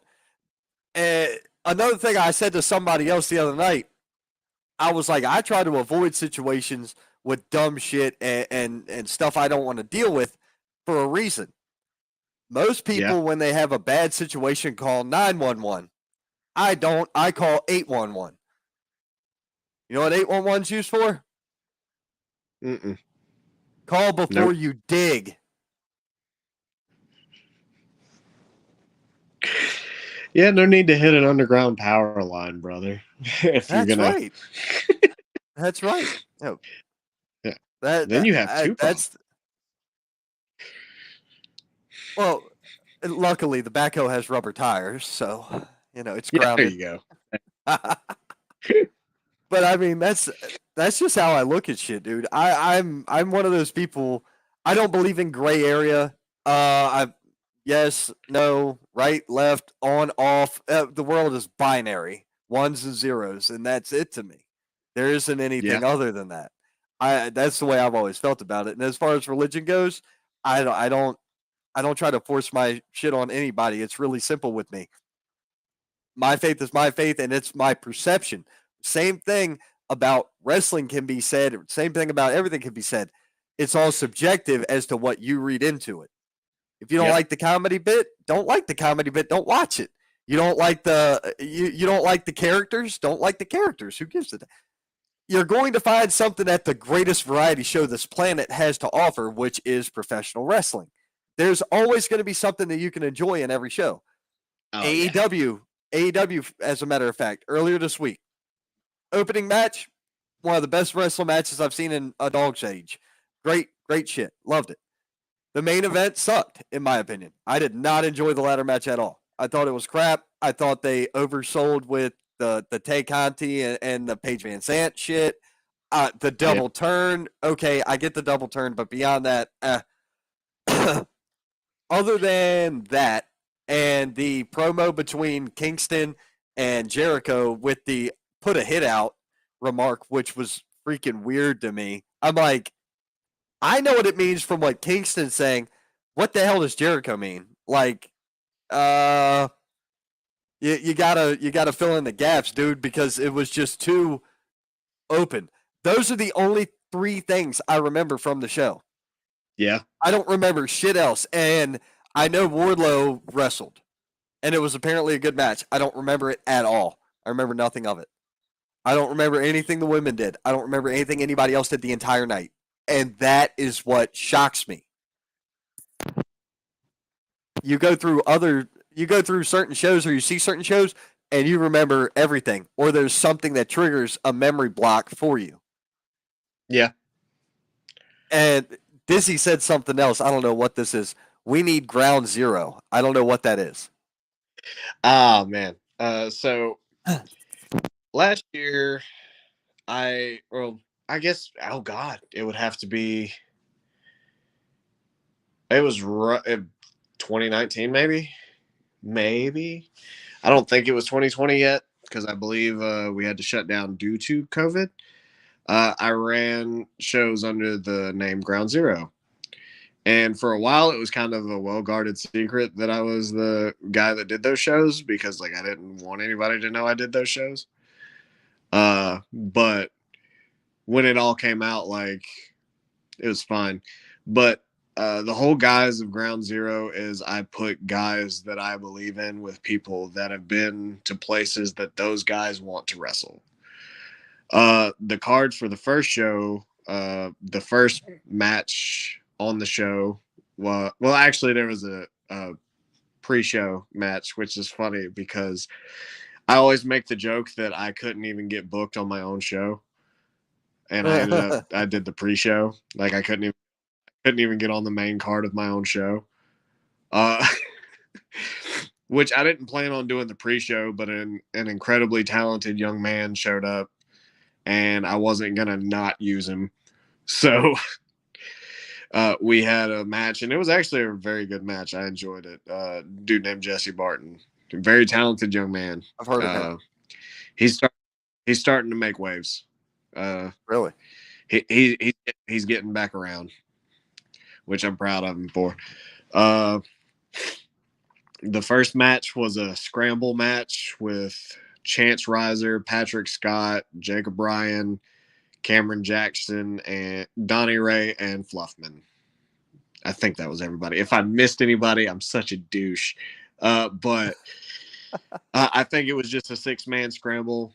And they tore the house down. The second match, dude named Aaron Jones versus Zane Riley. It's a match Aaron Jones has wanted his entire career because Zane Riley was one of his favorite wrestlers. Then we had Joshua Cutshaw versus this kid named Tyler Aitken, who I don't know if you've heard of him yet, but I've heard of him. he's getting there, man. Like he's found a gimmick that works for him, and he's having fun with it. So like that's all you can really ask for in wrestling. He's doing a damn good job. Selena wrestled Mason Miles, who is one of my favorite opponents ever of all time. Like he's like we've only had one singles match together, but Mason is he's God, I wish people realized how good Mason was. Like, or I say was. He's better now than he was back then. But those two had a killer match. I could send you this whole show, by the way. I think you'd like it. Please do. I'll send you the. Hey, look, we'll trade. I'll send you Yeah. the AWL link. You send me this link, and we're good to go. Oh yeah, we'll definitely do that. Semi-main was Drew Hood versus Ethan Case. That match was bonkers. That was Drew's first big match, really. Like, Really? where somebody put him in there with somebody that he had been a fan of, because there's pictures of Drew and like Tyler and Aaron all at PWX holding up a sign when Ethan was wrestling for their heavyweight title that says "Case wins or we riot." Like they were his fans before they started wrestling. So I put him in there with, I put Drew in there with Ethan, and they had this killer match, which it's kind of a horrible kept secret, but Drew Hood's one of my kids too. Like I didn't originally train him, but like he's with me every week. We work on stuff every week. He's student of the game. He's very good. Like he's gonna be a player here for as long as he wants to be here. He is untapped potential in the region. No Dude, bullshit. I agree entirely. He's physically, he's in the best shape of his life. He can talk. He can work. Like he's got it all. Now he's just got to believe in himself a little bit more and get out there. And that's just my God's honest opinion. But the main event for the show was something that was really special for me because I'm not sure if you're familiar with Johnny Ryda or not, but I know he's been around like 10 years. He's been around like 10 years and never really got out. But like he's one of my favorite opponents. Like genuinely, if you put me in a match with Johnny, I'm happy. He's half a whiskey business. Like I get to wrestle Johnny at the end of the month, and I'm really excited about it. I'm excited to wrestle Braden too. Don't get me wrong, but like it's something special about Johnny. Like he's always had it, and he's always been good. And Johnny, that show wrestled JD Drake, and it was freaking killer, dude. Like Johnny's, like they had one match, like I think at the time it was like 7 years prior. And I remember watching it and I was like, yo, this needs an update. Because both of you have gotten way better. And the match they had back then was killer. Right. But I put on this show and like I didn't think it was going to do anything, but I just wanted to give people the opportunity to wrestle people they looked up to and people that could help get them to where they wanted to go. It was a labor of love. It was a concept that I came up with in like the most selfless of my times. I'm a little bit more jaded and cynical now, but like at the time I was like I believe, and I still believe in everybody I booked on that show. I genuinely do. And I believe, like, because I didn't book anybody for the sake of buddy booking. Like, I thought they had something to add to the show, genuinely.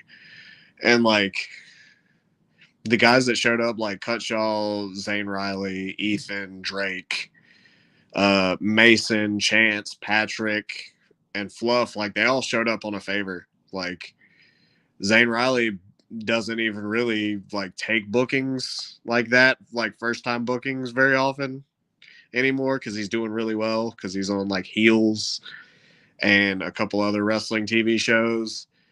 So like he doesn't have to wrestle if he doesn't want to. Right. So like that's a lot to me. Chance, Patrick, Donnie, Mason, they're all a crew. I don't like they're a group called the King's Gate, and they're like that's the best thing that they could have done for each other was get in that group. And I mean, like, don't let any of those guys know I'm talking good about them. God. Well, that's if I have a feeling that they're gonna see it because this kind of gets around. We'll just say it gets around. Twitter, Twitch, YouTube, Facebook, Live, and it's on 3 different Facebook pages. So they plus do whatever you share too. Yeah. They do this thing now where like they're all remotely in the same area now. Some of them are roommates. And like they push each other hard. Like if one of them's like because they all believe in each other, so if they see one of them like maybe not living up to his potential or whatever, they'll tell him. Like I've watched them, they're like they address each other as King. They're like, "Hey King, you like I feel like you were a little lazy on this and I know you're better than that." Like I don't know if that's what they've ever said, but if that's like that's how they would treat each other. They don't let each other be anything less. Right. Drake doesn't have to take independent bookings if he doesn't want to. He's told me what he's doing anytime he goes to AEW. And I'm like, wow. Shit, dude. Right. Ethan doesn't even really like go out of his way to wrestle anymore. Like if you look like for a while, like when I booked this show, he was really only wrestling PCW and PWX. Right. And he did that show as a favor to me. Not only that, he ran a killer seminar before the show. All those guys that were fans of him got to learn from him, which is just like did my heart good because like I know how good Ethan's been to me. Right. Cutshaw's another one. He's been around for a while and he is just a gem. Like I love wrestling Cutshaw. I've tagged with Cutshaw. Yeah. How that dude doesn't have a contract is beyond me. He's so damn. How he doesn't have a contract escapes his me. gimmick is like so unique. Yeah. What would be the only thing I could think that would be funnier? If you think about I'm sorry. There's one thing I think that would be funnier is if each individual of his personalities had their own independent win-loss records. That would be funnier than hell. I think that would be hilarious. Think about it. You see what I'm saying? It would be. And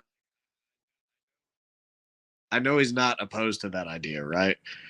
Because to me, and the fun part is you'd have to go back in the day to some of his earlier matches because he did something with, if you think about it, like the crazy guy gimmick is so unoriginal, but he made it original.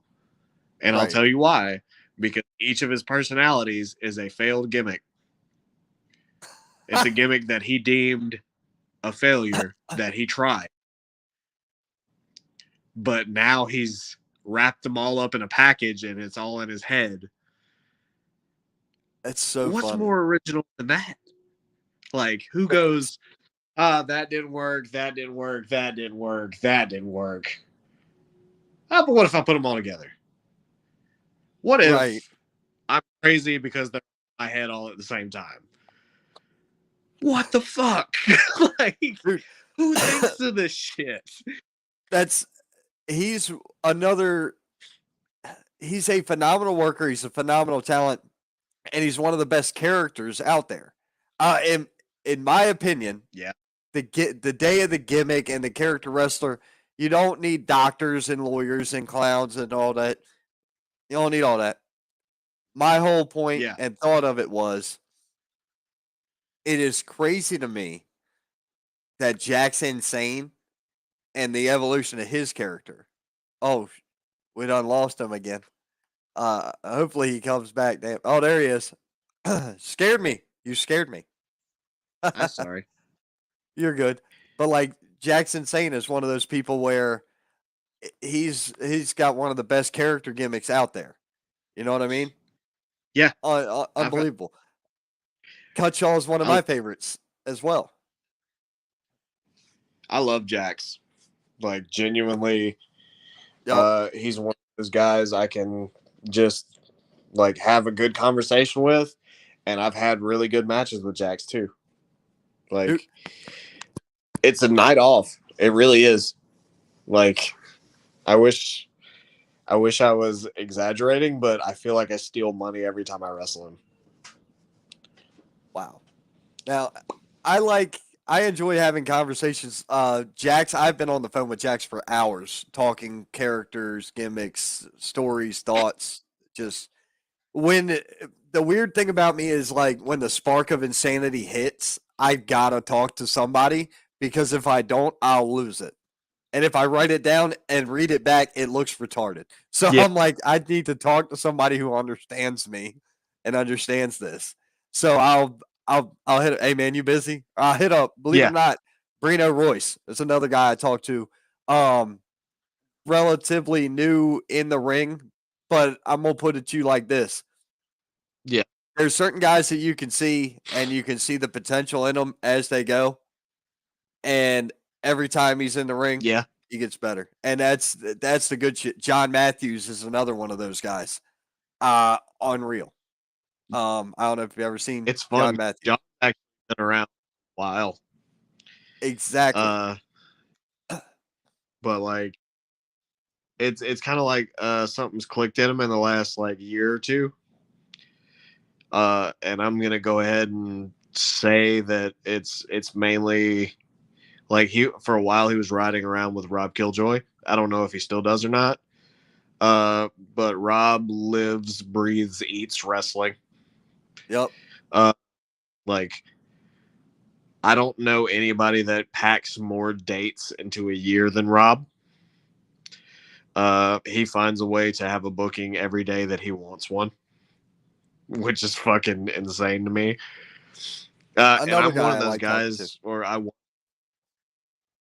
yeah, I have great conversations with Rob, and like once you get to know him, and like his personality outside of the ring is very abrasive, which is Yes. fine. Like I'd rather Yeah. be front honest with me as opposed to blowing smoke up my ass. Oh yeah. Uh, like Rob will tell you what he thinks, and if you ask him for his opinion, it's you don't have to worry about it.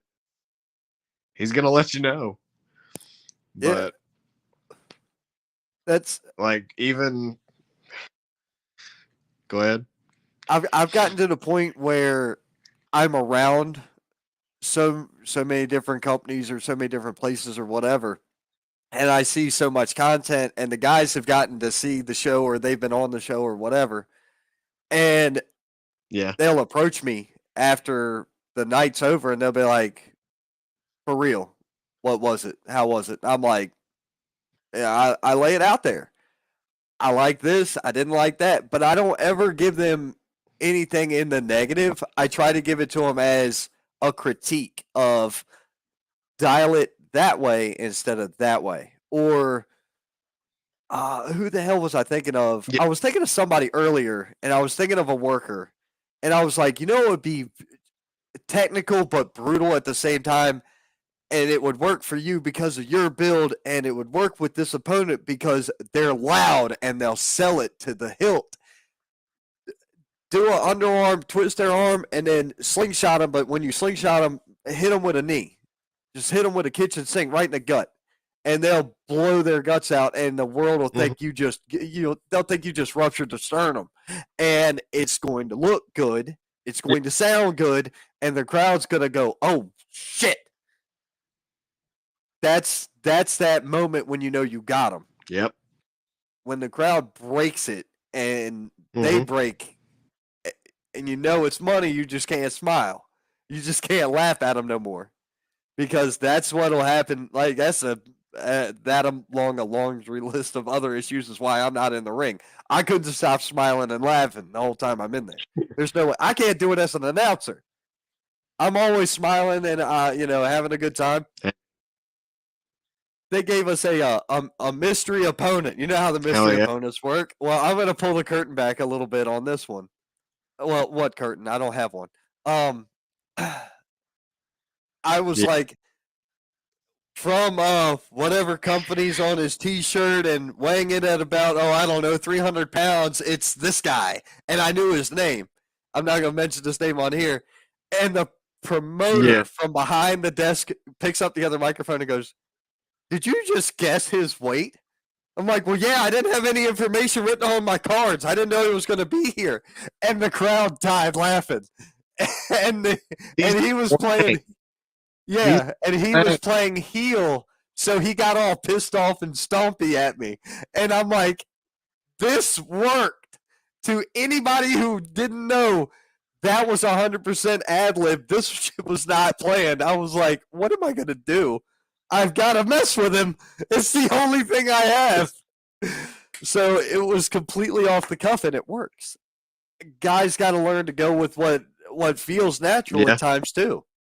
And back to characters, Cutshaw figured that would work. It works. I love watching a Cutshaw match. I love watching a Powers match. Damn the internet. I don't know what internet he has, but if he has the internet from the company that I know of, I'm gonna have to do some work on this, man.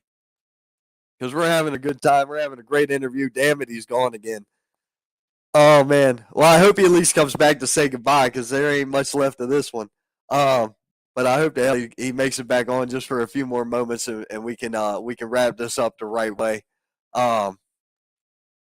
But talking about characters and look at the big shows, guys. Look at the WWE's, the AEWs. You've got your Darby Allins, you've got your Abadons, you've got who else for characters? You don't. There's not many. There's not many major characters out there, even on the main shows anymore. So, in my book, when you have a character like a Jax or a Cutshaw or something like that, they're unique and they're different. When you have a guy who's wearing tie-dye spandex and has got a ponytail, he's just happy and hearting everybody, you don't see this every day. It's a great exception to the rule that not everybody has to have a gimmick. Not everybody's got to be a gimmick or an outlandish one at that, but they have to have a relatable quality. And that's why I think you're so successful. I think you're so successful is because the amount of people that can relate to you. That's pretty much nail on the head. You don't ever want to be, you either want to be so far out of the realm of possibility that people want to watch you because they don't know what to expect from you, or you want to be the guy that they want to sit down and have a beer with. Like, to me, that's like, I've always felt like there were times where I'm overly happy and I'm like, maybe dial that back. That's not cool. But like, it's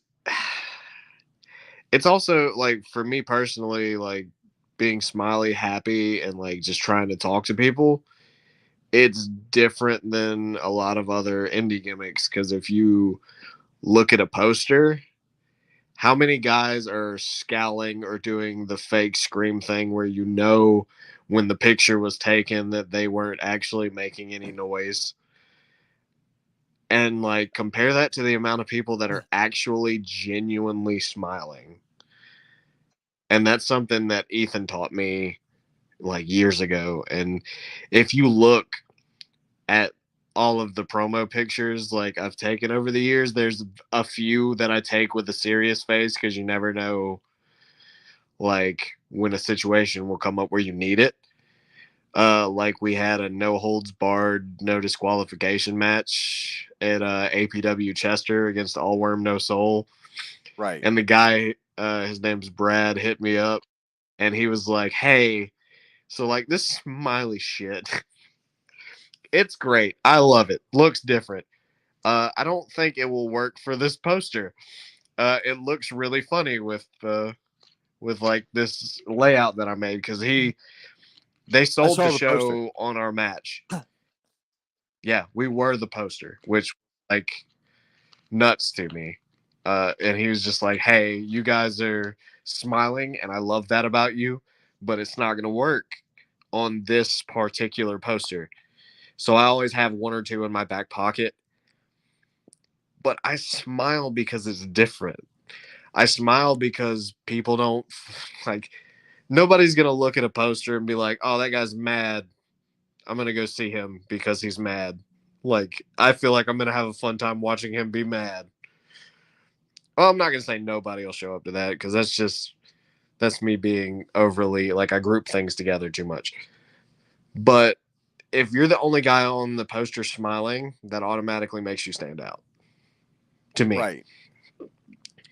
Because people will know that if I'm smiling on the poster, then chances are I'm probably going to be smiling at the show, and I'm there to have a good time. Like, Right. It's indie wrestling. It's like, you know, you're going to be entertained. Yeah. Yeah. Right. 100%. Right. Different flavors of ice cream. Right. Like, Exactly. Baskin Robbins has how many flavors? Here's like, oh God. What? I started talking about ice cream. I'm screwed. I was Oh, doing no. so good on. That was the point. Oh, now you want ice cream. My bad. Yeah. Get a popsicle instead. Yeah. I was doing so good. But like for me, the whole different flavors of ice cream argument to me, and like me and Ethan have very different like ideas of what our favorite brand of wrestling is. Like for me, I really, really love watching technical wrestling. It's not Ethan's cup of tea. Like, and I say that because like a lot of people are like, if I disagree with you, then that means I doesn't like you. That's not true at all. Me and Ethan have very different tastes in a lot of things, and that's why I keep bringing him up, because if you ask me to be like, hey, who are you closer to in wrestling? Like, the guy that gave me my start is going to be the guy I'm going to go to every time. So it's Right. like, if he and I can disagree and be fine, then me and you are fine. Like, and just because I don't like, I love technical wrestling and I feel like I'm pretty good at it, but I don't typically do it because there's not a really vast audience for it in the Carolinas. Specifically in this region, people don't typically show up to watch people chain wrestle. There's a niche audience for it. Niche. Is that how you say it? Niche? Niche. I think you said it right the first time. Either way. I don't know. All right. Oh, shit. He cut off again. Damn it. Every time he gets going, he cuts out. Hopefully he comes back in. Oh, man. But, he's right. He's 100% right when he's talking about there's a very niche market for certain things. There's definitely a niche market when it comes to the technical wrestling. And that's why I feel like independent shows, especially, are a good variety. You can have your hardcore guy versus super techie guy, and the match ends up being fire because they're polar opposites, and they end up with banging chemistry. That happens. And track, man. Like, yes, I agree. That's like I was explaining to somebody the other day when we were talking on the phone. They were like, "Well, I have an amateur background, so I have to move in an amateur manner." I'm like, "No, you don't. Do you know who else wrestled really well like that? Was Chris Benoit. Go watch some of the old Chris Benoit stuff, even into the WWE. Go watch the WCW and the WWE or WWF version of Benoit, and you'll see that super tech with the ground and pound from the amateur style. And here it is. You're not Brock Lesnar big. Neither was he. You can achieve this. somebody else was talking to me. Oh, well, I'm a high flyer. Yeah, you're a suicide guy. You look like a fucking crash test dummy working a match, but it's cool. Go watch Owen Hart. Owen Hart had the ability to turn that shit and still be that high flyer, still be dangerous, but he'd wear your ass out. This is what I'm not telling you to emulate them. I'm telling you to pay attention to what they did, to how they worked it into a psychological match where it made sense.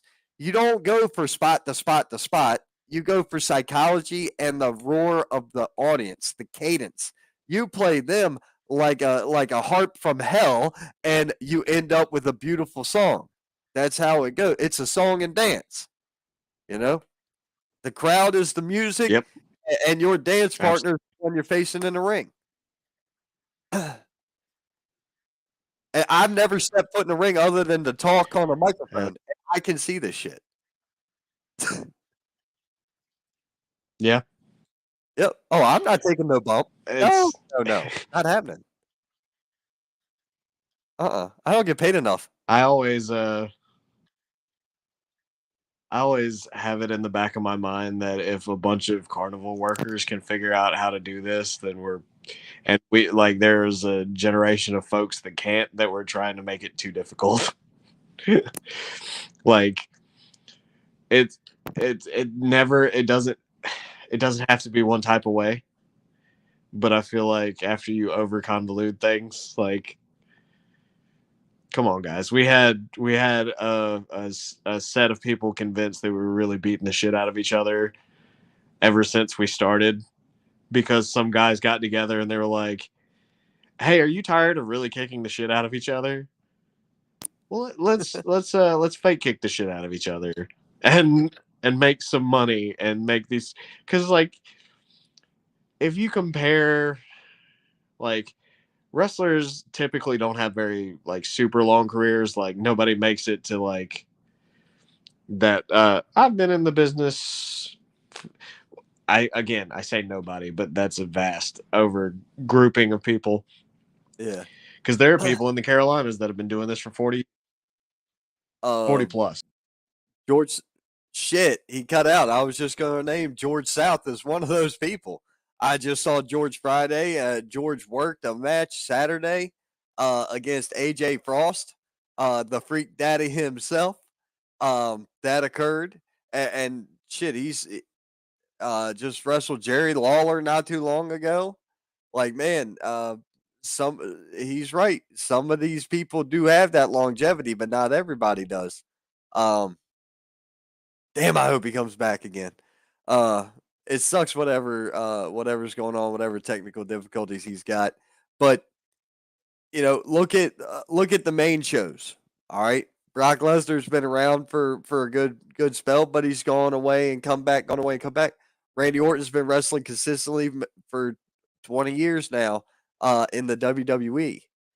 Jericho's gone away and come back multiple times to multiple companies. That's just his thing. Man,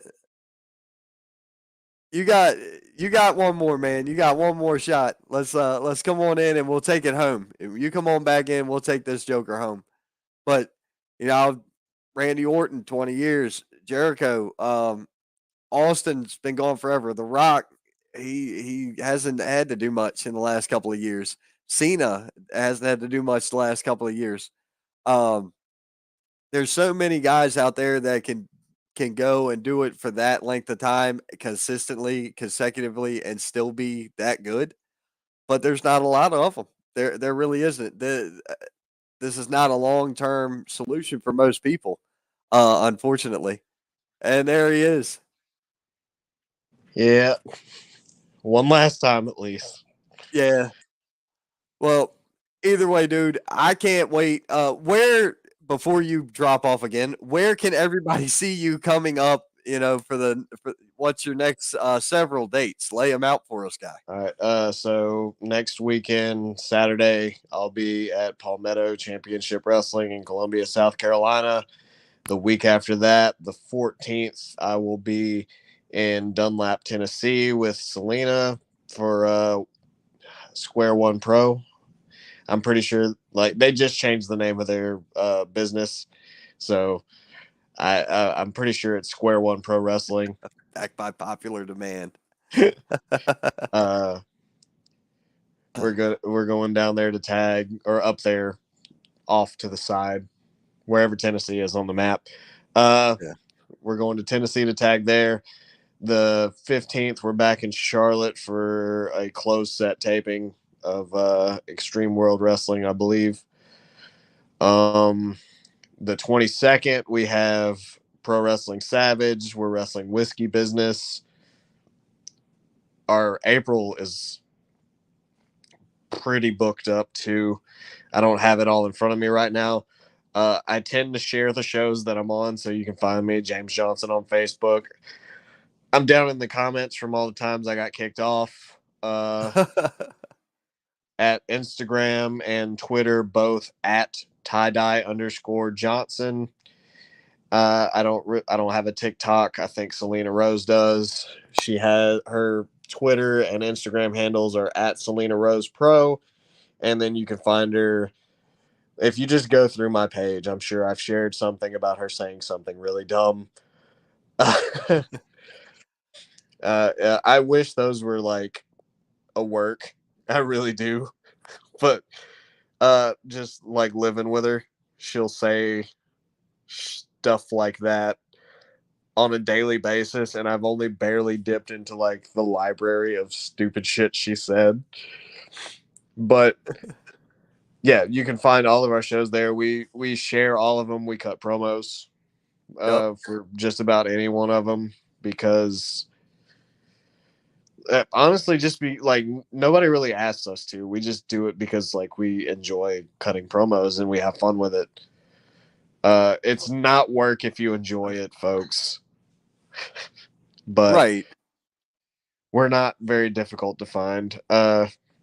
You can catch us the first weekend of every month in some way, shape, or form at Palmetto Championship Wrestling because I'm taking that date for that show anyway. Because even if they decide not to use me, I'm a fan of the product, so I'll be there with a merch table set up. If you feel bad for me if they didn't use me, then come buy a shirt. Uh, Yeah. um, I'll see you Saturday for sure. That's abs- a certainty. That is a certainty. absolutely. I will be there Saturday. I bought 3 tickets. We're bringing the kid. So Yes. I can't wait. I can't wait for her to see Selena, dude. I can't Oh wait for her man. to see Selena work. And Yeah. because I know she doesn't understand it. Selena, that is. I know Selena Yeah. doesn't understand it yet, but I think if she, because my little girl likes to get loud and she likes to yell at people, "You suck." Oh, she cussed Michael King up and down one side and the other, calling him garbage and everything else, and she had no clue until later in the night. I walked over and I was like, "Oh, you were calling him garbage?" And I shook his hand, and the whole group put their arm around me, and she was like, "Daddy, no!" And I'm like, No. it was so gold, dude. So I That's can't wait for her to see that. oh man, that's wonderful. She really doesn't understand the effect she has on people. Yep. Especially like little girls especially. And it's something like I've learned to pay attention to because and again, I'm bringing up Ethan and if anybody has a problem with it, they can kiss my ass. Uh if you don't know who Savannah Evans is, like Ethan is a big fan of Savannah Evans because his daughters are fans of Savannah Evans. Right. Uh, like he straight up told her before that she's leaving such a mark on the business that she doesn't understand, and he knows that because his daughters are really only excited to see Savannah Evans. They're the first ones in line at her gimmick table. Like, and Selena's had that a lot on shows, and I don't think she's really recognized it. Little girls of all ages come up to her and they look up to her because they say, "Hey, if she can do this, why can't I do this?" And Right. then they chase their dreams, which is a beautiful thing. It's I think that that is the contagious part of this industry where people fall in love with it at a young age. I've been watching since before I was born, I guess you could say, because um, my family attended a show and my mother was pregnant with me, and my sister reached out and touched Hulk Hogan, and that was like the it thing for her. So, like, Yeah. so since the '80s, man, I've been a wrestling fan, you know. Um, and I Hell never yeah. went to an indie show in my life, never, until I came here, and I ended up falling ass backwards into it. So Kylan Disney called me up, and he was like, "Hey," or him and I ended up talking because of a mutual friend, Yeah. and it was just like, "No, dude, I want to help. It's a cancer benefit." Like, he goes, "Man, well, to tell you the truth, a lot of people talk the talk, but people don't walk it." And I'm like, "Give me the posters. Give me give me some pictures, give me some cards, give me some information. I'll give you an interview. I will You go want to film a call my commercial for punk you. card? How dare Like, you? I will prove to you." And all of a sudden, next thing I know, I get a phone call. "Hey man, how would you like to be an announcer?" Sure. Why not? Never done it before. Haven't been on a live microphone in 15 years, but why not? Okay. So Hell yeah. Hell yeah. I felt I felt ass backwards into it. But I've loved every second of it. I've got to meet the coolest people. You guys and Shane, Ethan, Sugars. Sugars is supposed to be on here at some point because the masses spoke. I asked the Palmetto Wrestling family. I said, "Hey, let me ask this Mafia question. Who should I interview, Dave Foster or Sugars himself?" And people were like, "Oh, we hear Foster talk all the time. I want to hear from Sugars." I'm like, "Oh, this is going to be gold." And he's like, "I don't know what's going to happen with that. We'll figure it out when we figure it out." He's another Hell one yeah. I'm lining up for. Um, Sugar's good dude. Love him. I want to interview him. I'm waiting until Mr. Ethan Case replies back and tells me when he wants to do his. I know he doesn't do wrestling stuff on Sundays. Sundays are for the family for him. Mm-hmm. That's Yep. Hey, by all means, brother, no problem. I'll catch you when I catch you. Whenever you get the free time, we'll do that. Same goes with Chad Lyle, Gunner. You know, Yeah. Gunner's the same way. He doesn't, or Sundays he does his own podcast or whatever else. Awesome, dude. Whenever you get a chance, just let me know because him and I've been talking about it for like 3 months now. Yeah. So he's a busy dude. But one thing I wanted to ask you, you mentioned about working a bunch of different promotions. What titles have you held and where? I have. This is gonna sound really douchey. I have an incredible talent for not holding championships. I've had a bunch of promotions want to put championships on me before, and I was not willing to commit at the time because to me, if you're a title holder, you have to be on that show.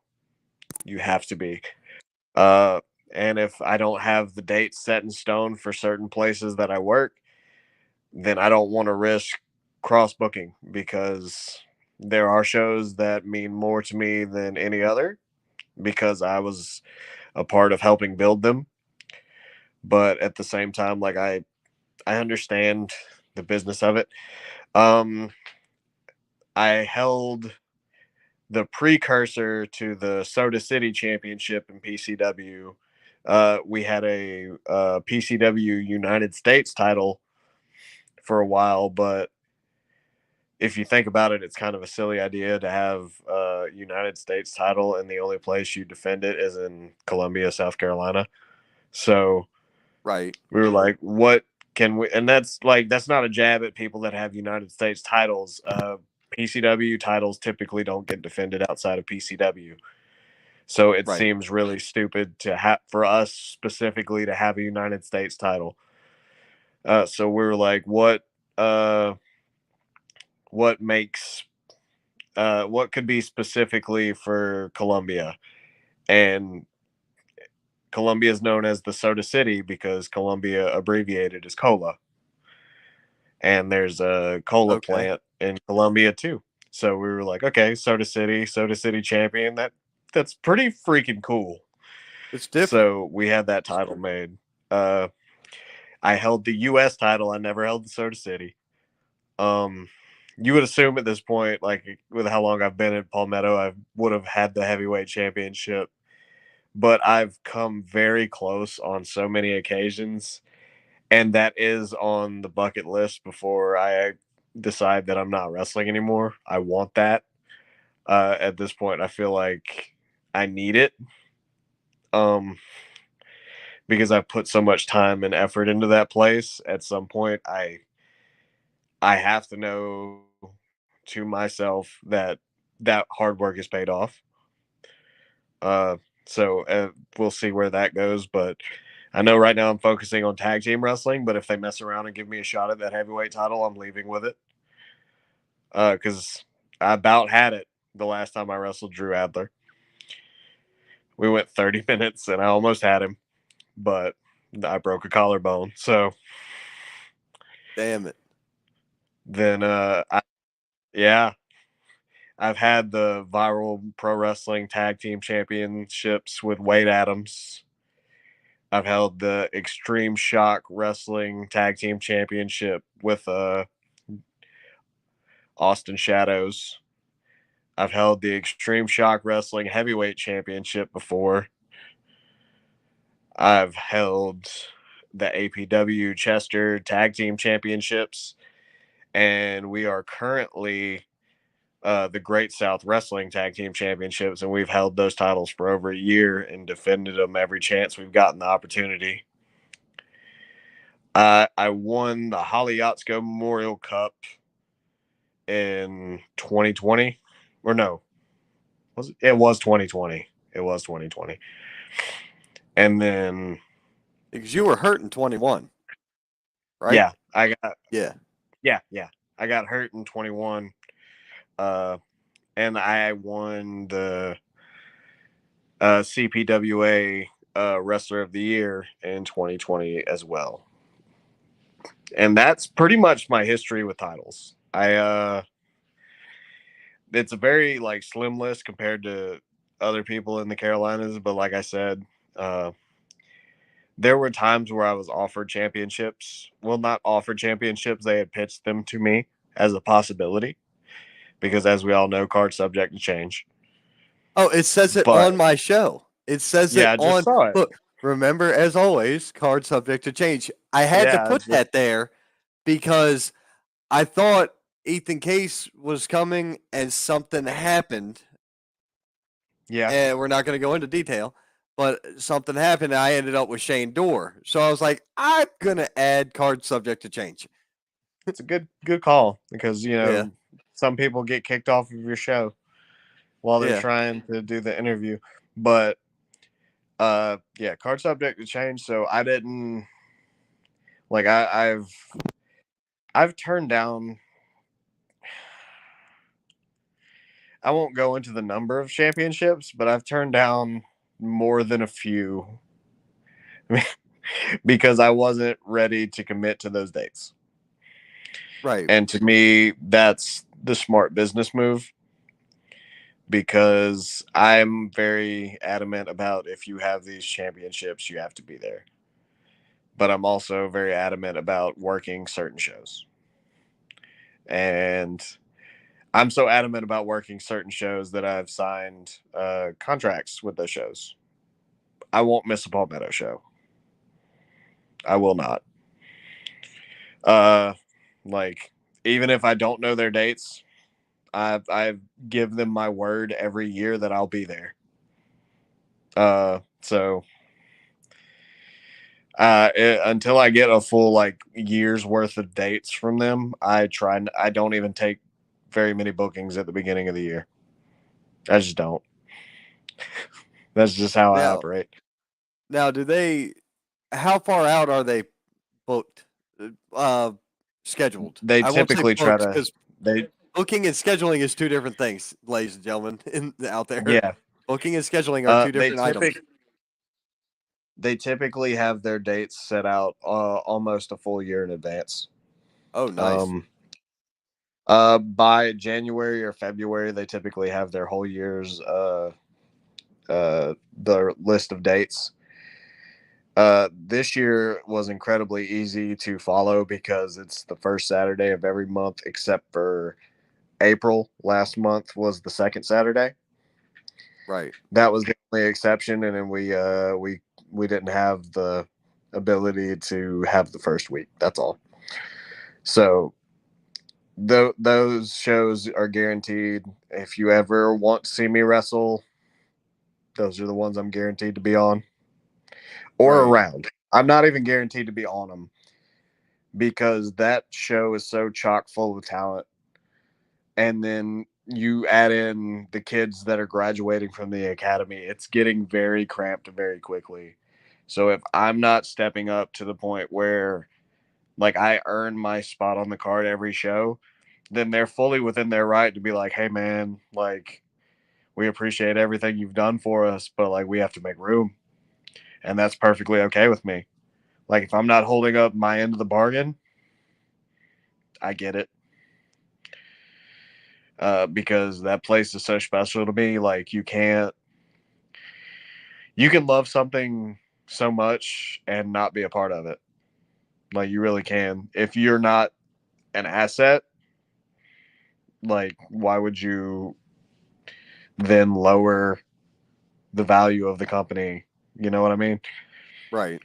Like if I'm slacking off, like I guarantee you that they will kick me off of those shows. I've seen it. Like not with me specifically.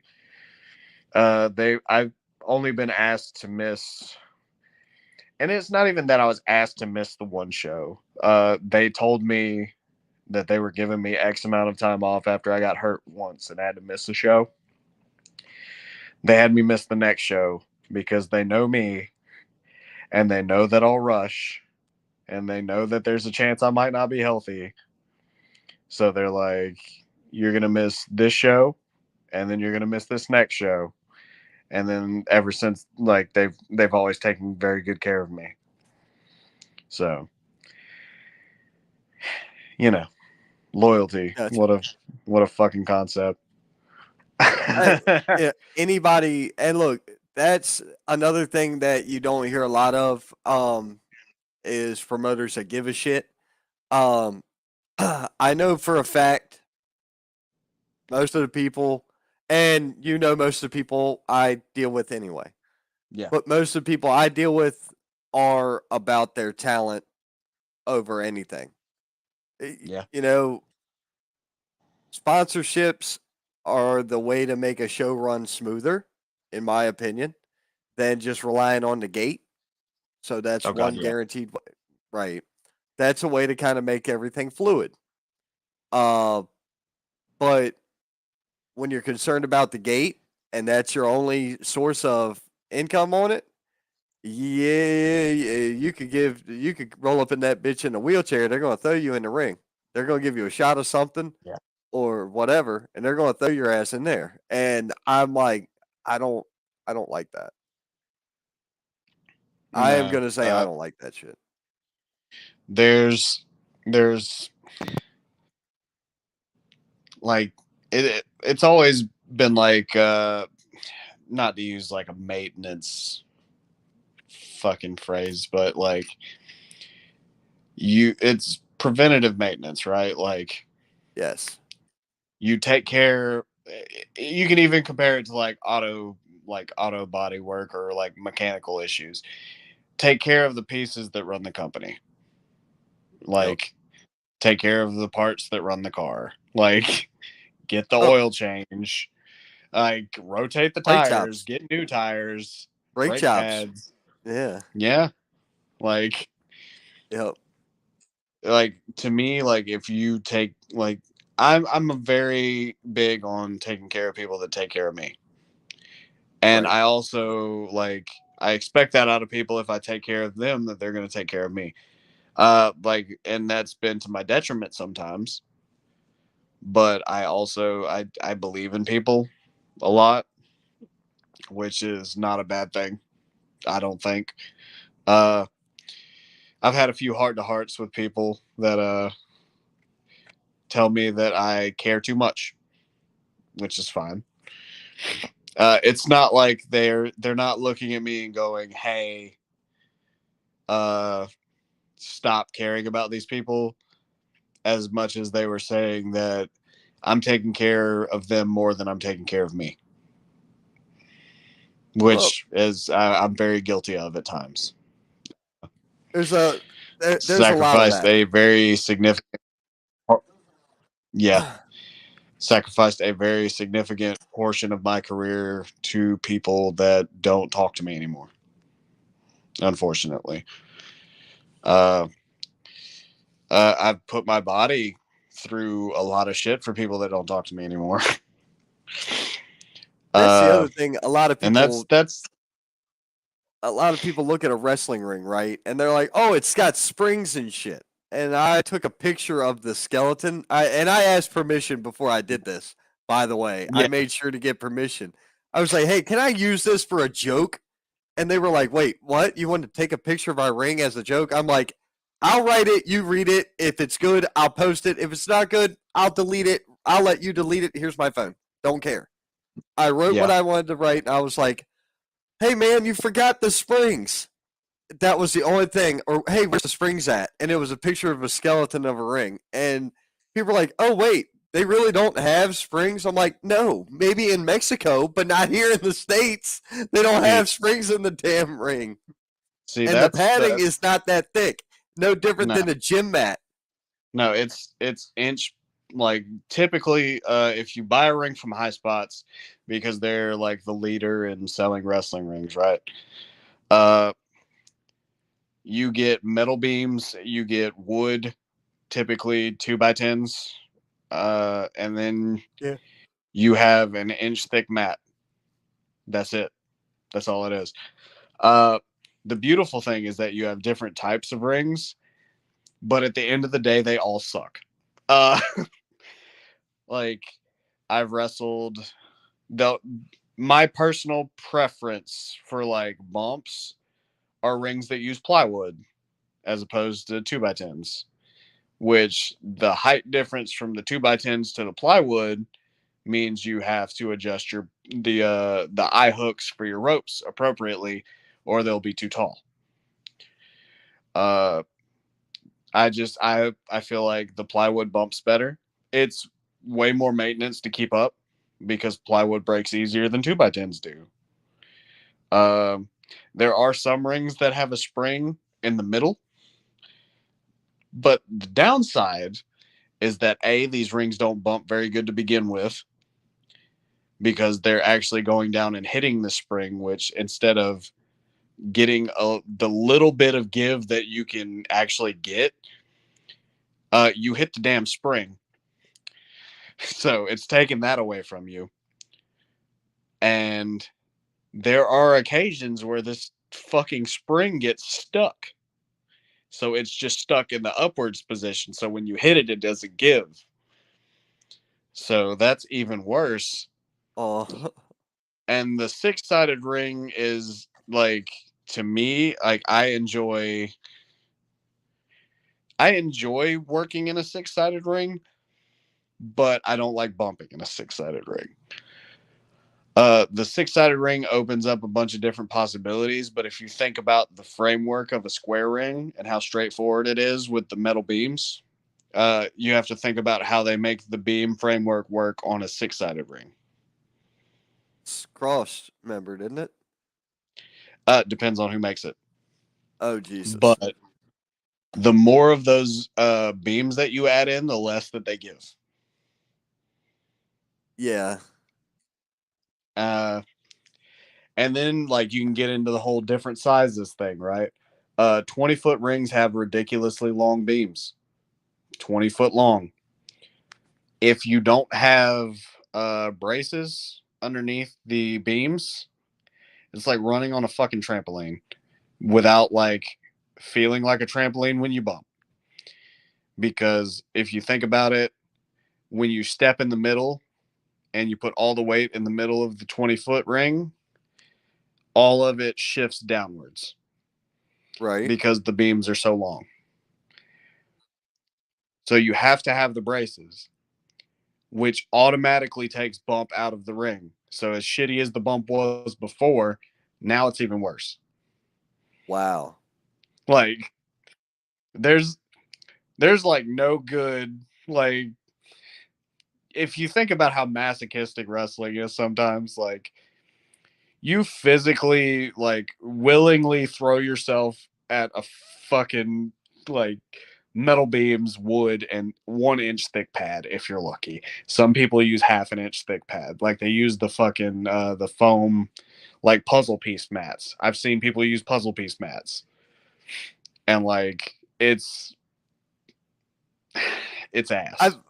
I have contemplated whether or not like a rubber mat would be better. Like think mechanic shop, that shit they put on the floor in a mechanic shop.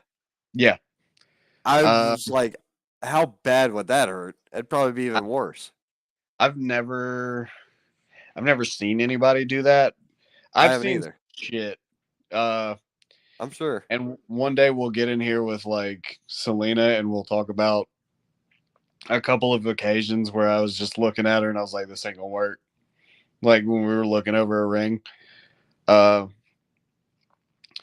and it pisses off a lot of people, but I tend to get in a ring before the show. Not like I don't have to hit the ropes and bump in the thing, but I do look for holes in the padding. I do look to see if there's any boards overlapped, because the cold hard truth about this is if there's a hole in the padding and I choose to bump in that, then it's going to distort my body in a way that is either uncomfortable or could cause injury. Yeah. If I land in it face first and my knee goes in that hole, then I could bruise my patella. Like I wear knee pads, but they're not like, it's not Skate plot pads. armor. Yeah, it's not like I'm going to like, it's not like I'm in a movie and I'm the hero and like I just watched my best friend fall in the same hole earlier and die and somehow I magically live. Like this is like this is real life, unfortunately. And like if I land in this hole, it's gonna suck. Uh Now, another thing I've seen done, but I haven't seen it in a lot of places, was ratchet straps to hold the boards flatter. yeah. But I don't know if that would take away from the sound of the bump. Um give or take, yeah. Uh I will always go with safety over everything I'm because thinking ratchet straps to keep the boards from doing this shit, yeah. because Yep. I was ring announcing in a ring that did that, and I was like, hey, I went to the back. I'm like, hey, y'all, do me a favor. Two things. If you talk on the microphone, don't walk past like 1/3 of the ring away from the table because the microphone cuts out. And then the second thing is, closer to the crowd, 1/3 back, there's a board sticking up. Watch your shit, please. Yeah. Uh So, there's like a happy medium when it comes to the straps over the boards, because typically it will absolutely keep the boards from popping up over each other, but it also depends on how you lay that strap out. If you go from underneath the ring through the side of the board, over the board, through the side of the other board on the other side, it works great. uh a lot of times people have the wood cut to where it's a perfect fit, so they don't have the option of going around the wood completely. You have to go around the frame. The problem with that is, uh, like if you go around the frame and somebody takes a bump, when they bump, the ratchet strap doesn't go with the boards sometimes. So whenever you take the bump, like say, if you go across the frame, right, like I'm talking about, it right. goes flat across the boards, but it's not attached to the boards. It's attached to the frame, or like going around the frame. So when you bump, you're not actually taking the strap down. You're taking the boards down, but the strap is going straight across the frame. So there's still Okay. a chance that the board could pop up on top of it. Uh, But the other half of that is that typically you're bumping in the center of the ring, which is where the straps connect at. So, in theory, hopefully, you're bumping on top of the strap so that it will go down with the boards. But there are always outliers in the whole situation. I've yet to have a perfect ring. Like, there's issues with every single one. Right. They're all a challenge. They're all different, which, like, a lot of people are like, this works on my ring. Oh, well, this works on my ring. Well, and then they'll get into like this big, like, pissing contest about their 3 different styles of ring and how they do maintenance on it. And I'm like, that's not how that works. Your ring's different from your ring, different from your ring. Like, everything's different. Like, it's not, there's no universal way to do it. There are ideas you can take from each and every build of one, absolutely. But just because you're good with your ring doesn't mean you're good with everyone's ring. It's also And like like that's low boys. something that, like, I feel like, yeah, low boys are fun. I like low boys. Oh, really? I'll be honest. My favorite ring I've ever wrestled in was a low boy. They used plywood for it, and it bumps so good, so good. It was like, if I like right now, if I had to only bump in that ring for the rest of my career, I could go 70 years. Like, it feels like nothing, and that ring did. The unfortunate thing is the way that it was designed. It was several years old. Like, I think by the time we were done with it, it was like 10 years old, and like,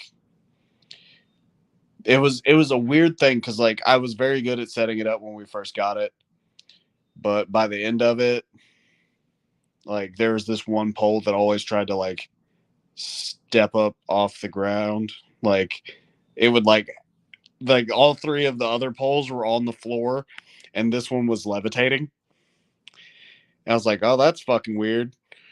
So we had to sit down and, like, figure that out, which was very, very difficult because we were like, I don't understand why this one's lifting or how this one's lifting. And nobody working on this thing is a rocket scientist by any stretch of the imagination. Like, I can't like, we're fathom all how pretty it good at happened. setting up. We couldn't either. I just remember me and Chris Wiggins. You know Chris Wiggins. He's the Yes. ref Ref stash. stash. Yep. We just sat there and stared in awe when it happened. We were like, what the fuck is this? Like, how is this happening? Because Wiggins had more experience with that ring than anybody. And he was like, yo, I don't know what's happening. I'm assuming that this ring is getting old and we need to do away with it. But that ring was, oh God, it's still to this day my favorite ring I've ever bumped in. A low boy Because that plywood. ring, low boy with plywood. Like, I have aversions to taking, like, if somebody wants to give me a back suplex on an apron, like, I have an aversion to doing it if it's above a certain height because it doesn't make any noise. Okay. Like, low boy rings to me are perfect for that because you get the height for it, which again, it adds a certain level of danger to it, right? But you get the height to it, so you get the impact for it, so it makes the noise. But I mean, if you lift me up for a back suplex and I get like 6 inches above the apron and you drop me on it, it's not going to make any noise at all. So, like, I'm taking this bump for no reason, which is something I am very much against. Yes. Make it make sense. Make Yeah. it make sense. which some people will still pop for it just because they're like, oh God, they've heard for 20 something years that that's the hardest part of the ring. And it is. It is. The stiffest part. Yeah. It is There's no for give shit in it. sure the stiffest part because the gables on the outside run there. That's the main support is all on the four sides on the outside. Not the four corners. There's no give. No. Yeah. That's the thing for me. But I very much enjoy low boys that have plywood. Damn. That's cool to know. But we had a comment come in, Marathon Man, 2 hours and 48 minutes. Scott, I appreciate it. I always run like everybody else has their time limiter, 1 hour or whatever. They'll go over an hour. I'll sit here and talk wrestling until my wife is screaming at me to go to bed. You know, like that's that. It is what it is. I've gone 4 hours plus doing this, and I'm like, I didn't even notice. It felt like 10 minutes. Yeah, but you know, it is what it is. I mean, I'd love to just sit here and shoot the shit with you one day for 4 hours about wrestling. I don't really want to risk it today because God hates me today, I guess. So, but like I feel like people I could be wrong, but I feel like people enjoy the little, like, for stuff like rings and stuff. Like, nobody really talks about that and how they're set up. But I talk about anything and everything that people want to talk about with wrestling because everybody enjoys the show, but nobody knows really what all goes into it unless you're there, unless you're into it.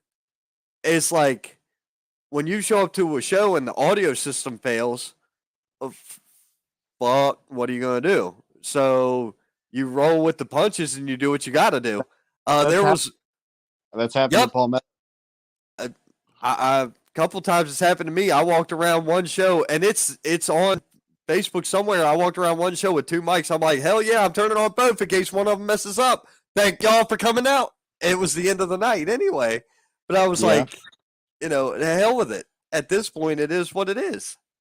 We had our big anniversary show at Palmetto one year, and I was the first match. My opponents go out to the ring, and they're supposed to cut a promo, and they do. And as soon as they go to hit my video, because we were just starting to use the video screens at Palmetto, as soon as they go to hit my video, all the sound dies. The sound blew. The whole thing. Oh, no. I had for like 5 seconds to get it to work, and I was like, it's fine. I don't need music. And I just bust through the curtain. And to this day, it's still one of the coolest. Like, it's kind of surreal. Like, it sounds weird to say that it's one of the coolest experiences I've ever had because I didn't have music. I could hear people's genuine reaction to me, and they weren't fighting my music. And like, they were hype. Like, they got loud for me. And I had a mystery tag team partner who hadn't been around PCW in a while. I'm not sure if you've ever met Big Country, Robert Ordway. I've not met him. I've seen some of his work, and I've heard a lot about him. His dude's a genuine brother to me. I hear he's coming back to do a Strawberry Festival, but like last year I was like his last official indie match. Like, well, not last year, it was like Christmas Day. We had a show, and he wanted me to be his last match. I remember that show, and I was like, who the fuck is going to go to a wrestling show on Christmas? And that was my reaction. Because of Big Country, that place packed out. Wow. That whole place was full. And it was just because they knew it was his last one. He told everybody it was going to be his last one officially, like on the indies. I don't know if he's back full time now or if it's he's doing the Strawberry Festival type thing, and that's it. But he was my tag team partner that night. And when I tell you, I got goosebumps when he came out and those people went nuts for him because, like, he had been away for like half a year, just conflicting dates and then stuff like that. But he came out and it was so loud. Like the hairs on my arms stood up. And like he's wearing this full face mask, but I could see like the mask shift upwards a little bit. And I was like, yeah, I see you smiling, you son of a bitch. I see it. And he's like, shut up, start walking. And like just for the first half of the show, like we didn't have any sound. Drew Adler came out playing All Star on his cell phone and and screaming the lyrics, and I was like, that is the most genius thing I've ever seen. Like, and it fits you. It makes sense that you would be the one to do this.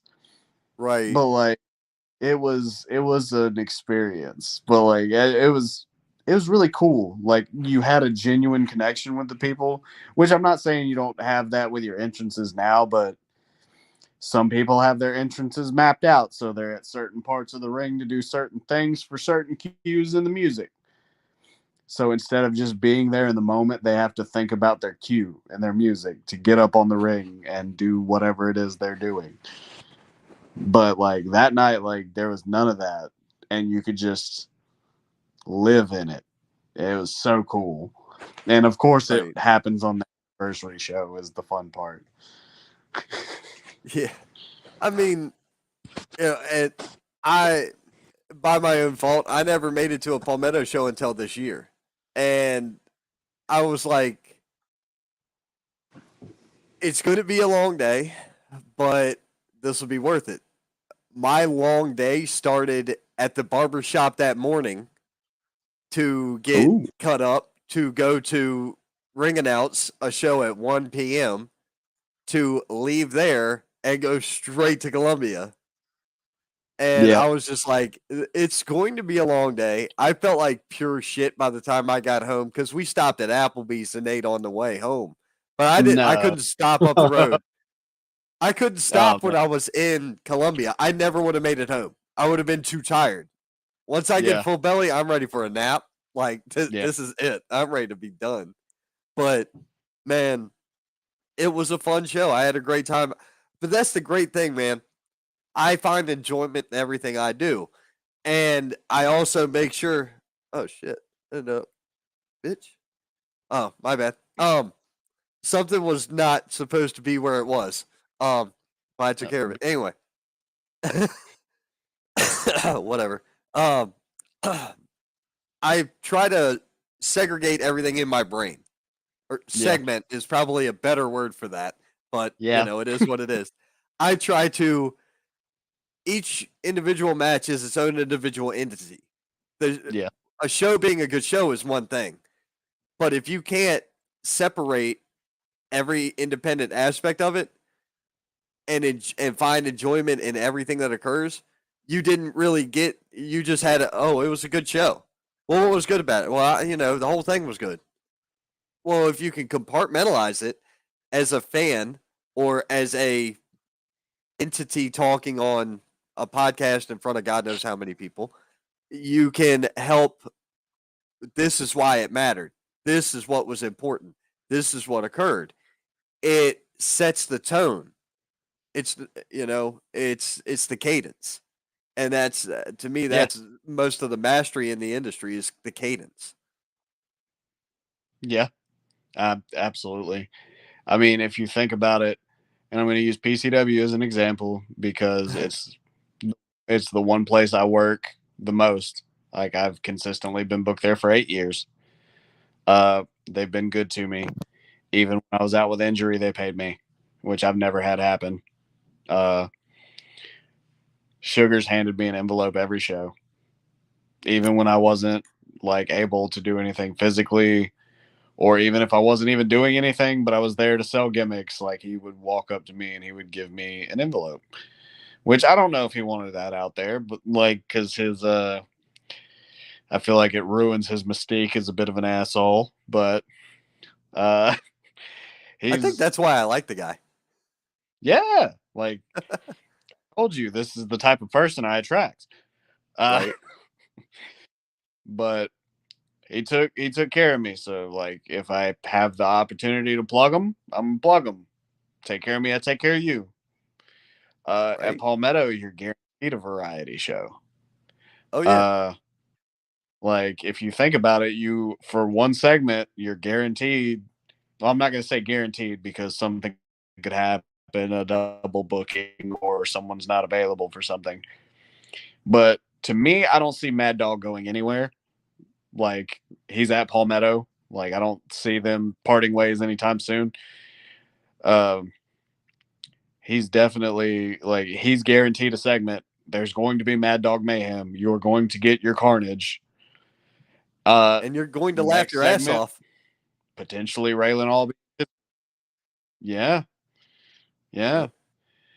yeah. Potentially you have Raylan Albee and his gang, all worm no soul and the funk. They're there and they are the heat magnets. They will, no matter how much you're like, I like cool bad guys or whatever, they're gonna piss you off a little bit. Dude, Somehow. Like even go ahead. I had never seen all Worm No Soul be heels either. I had never seen them as heels until Palmetto. I had only seen them as Yeah. baby. The only two places that they've done it are there in APW Chester. Wow. Uh they don't get the opportunity to do it very often, and truthfully, I prefer them as heels. Like they're also like, let me give a second to talk about how good they are as a tag team because I don't think they get the recognition they deserve. Like No, they could be on TV next week. This I've week. known Brady from It's Sunday. the beginning of his career. I met Brady when he wasn't like supposed to be on a show, so he wore a mask and wrestled somebody like, and he changed who he was completely just to wrestle him. Like that was like his first week, month in the business. And then like I didn't have the pleasure of knowing Joey during his first run. Like he took a break so he could focus on his family and recover from some injuries and stuff. But like I was Joey's first full length match back at like he started coming by the Palmetto Wrestling Academy to get some ring rust off of him. And then one night it was just me, him, and Fluffman there. And like I was like, hey man, you wanna go around? Like and we put on like a 10-15 minute match in front of just Fluff. Like so like he holds a special place in my heart too. But like there's I would say either All Worm No Soul or the Kingsgate are like the tag team Selena and I have feuded with the most. Uh, Right. we've wrestled. I won't say every tag team combination of the Kingsgate, but I will say that we've wrestled Chance Riser and every other member of the Kingsgate. Like Chance has tagged every other member of the Kingsgate against us. Our first tag team match ever was against him and Mason. Uh, but like they're very good. Like I'll vouch for All Worm No Soul every day of the week. But yeah, one segment you have Mad Dog Mayhem.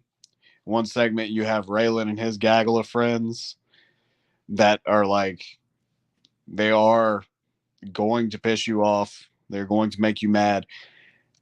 Next segment you have Donnie Ray, who Gonna piss you off. is going to piss you off, but in a completely different way. In a way where you're like, oh, that guy is genuinely an asshole. Like you I point at him and you're like, finally yo, screw this guy.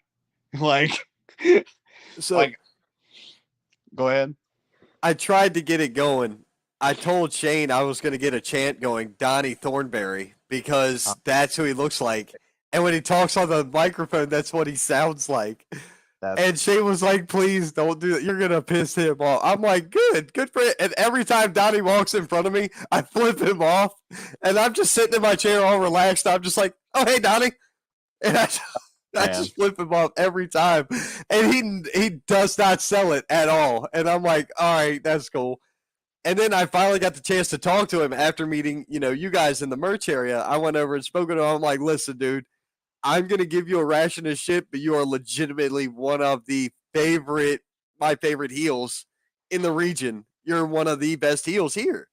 I love watching a good heel do their work and piss the crowd off.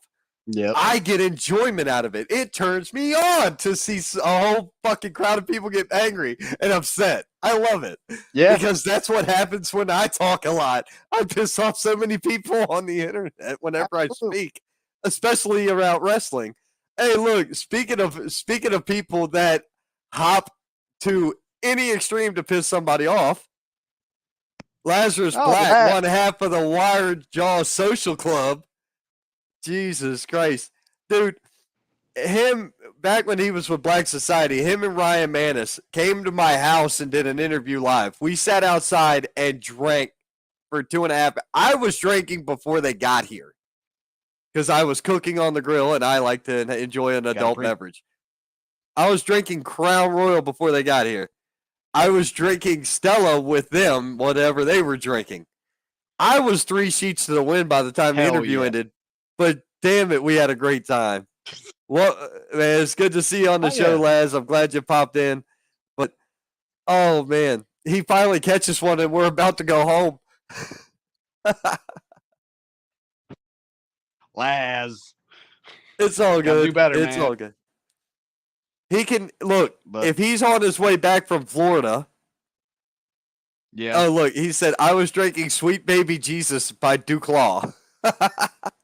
It was chocolate peanut butter beer. That's what it was. Oh, I know that. That'll get you in trouble.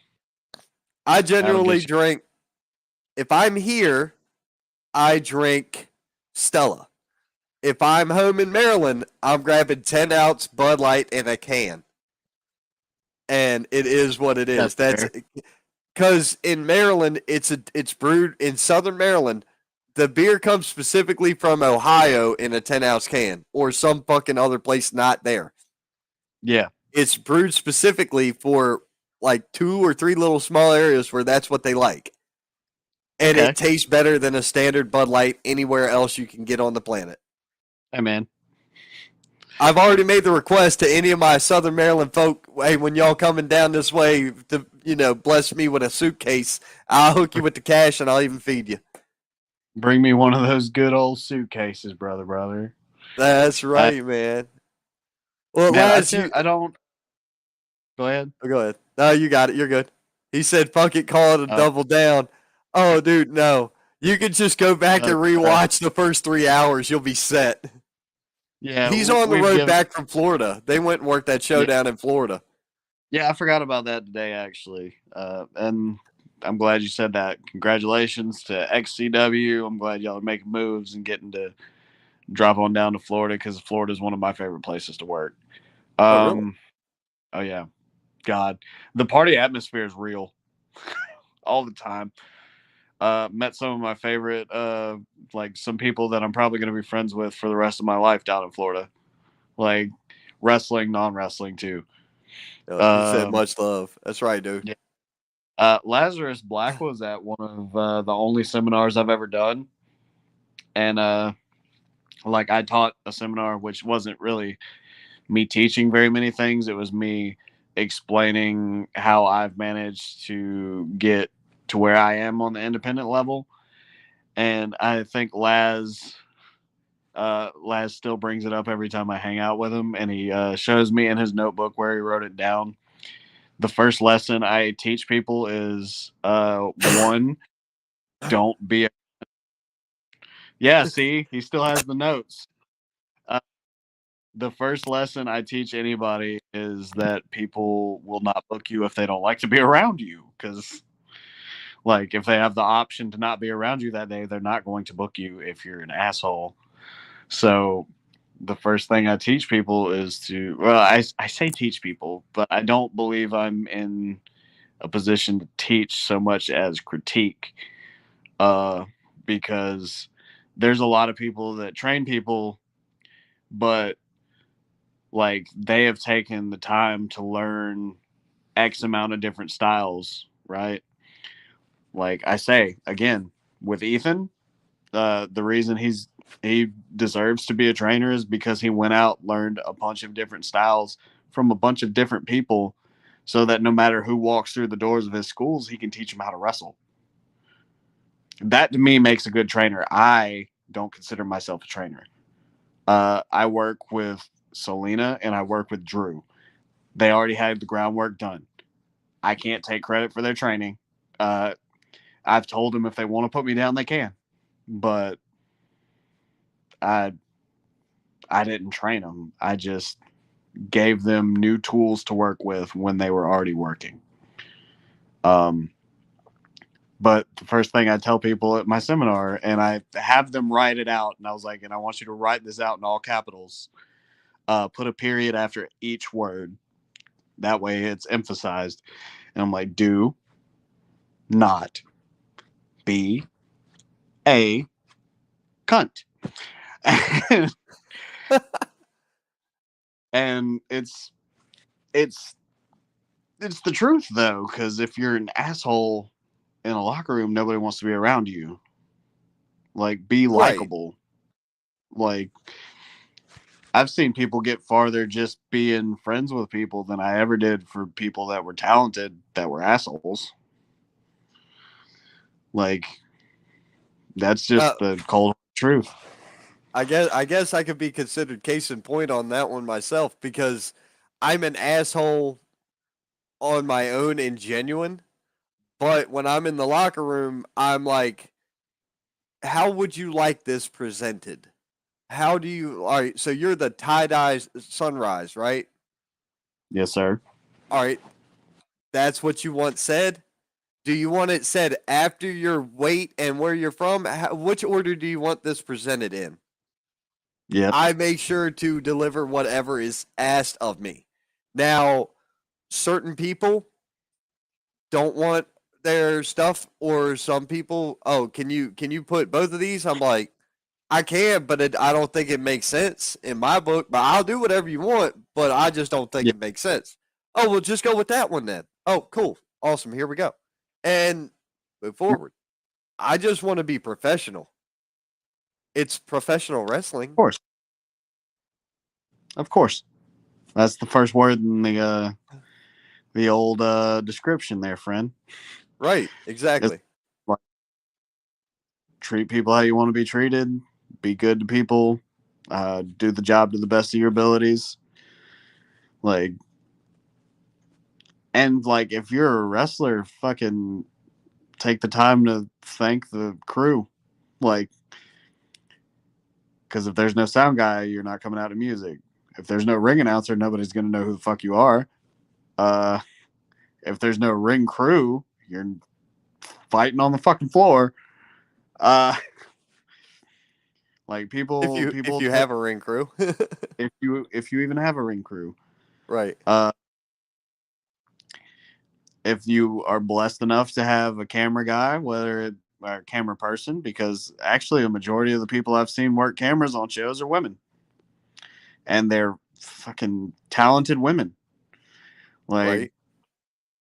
Gina's fucking phenomenal, and I've like, never seen any of the video from what she does, but I see her there all the time.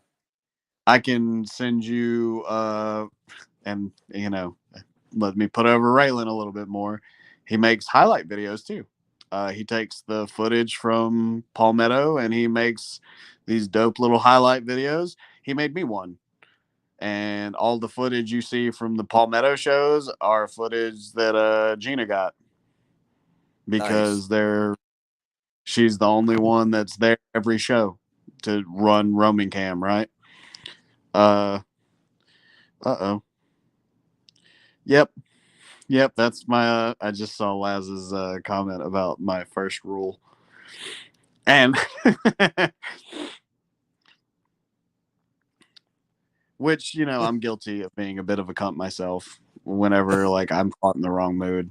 So like, I don't want it to sound like I'm being hypocritical, but it's definitely a do as I say, not as I do sometimes thing. Hey, Uh, we're all but guilty of that. yeah, but take the time to thank your camera people. Like, one of the first lessons I ever learned was be good to the person with the camera and they'll be good to you. Like, you've seen the way Gina moves around the ring, right? Like, she's nimble, she's quick. She works her while she's out there. And it's like, but if you were an asshole to her, do you really think she's going to sprint and break her back to get a good shot of you if you're an ass? Like, I don't know. It sounds like this should be common sense, right? But yeah, be good to folks, and they'll paint you in a good light too. I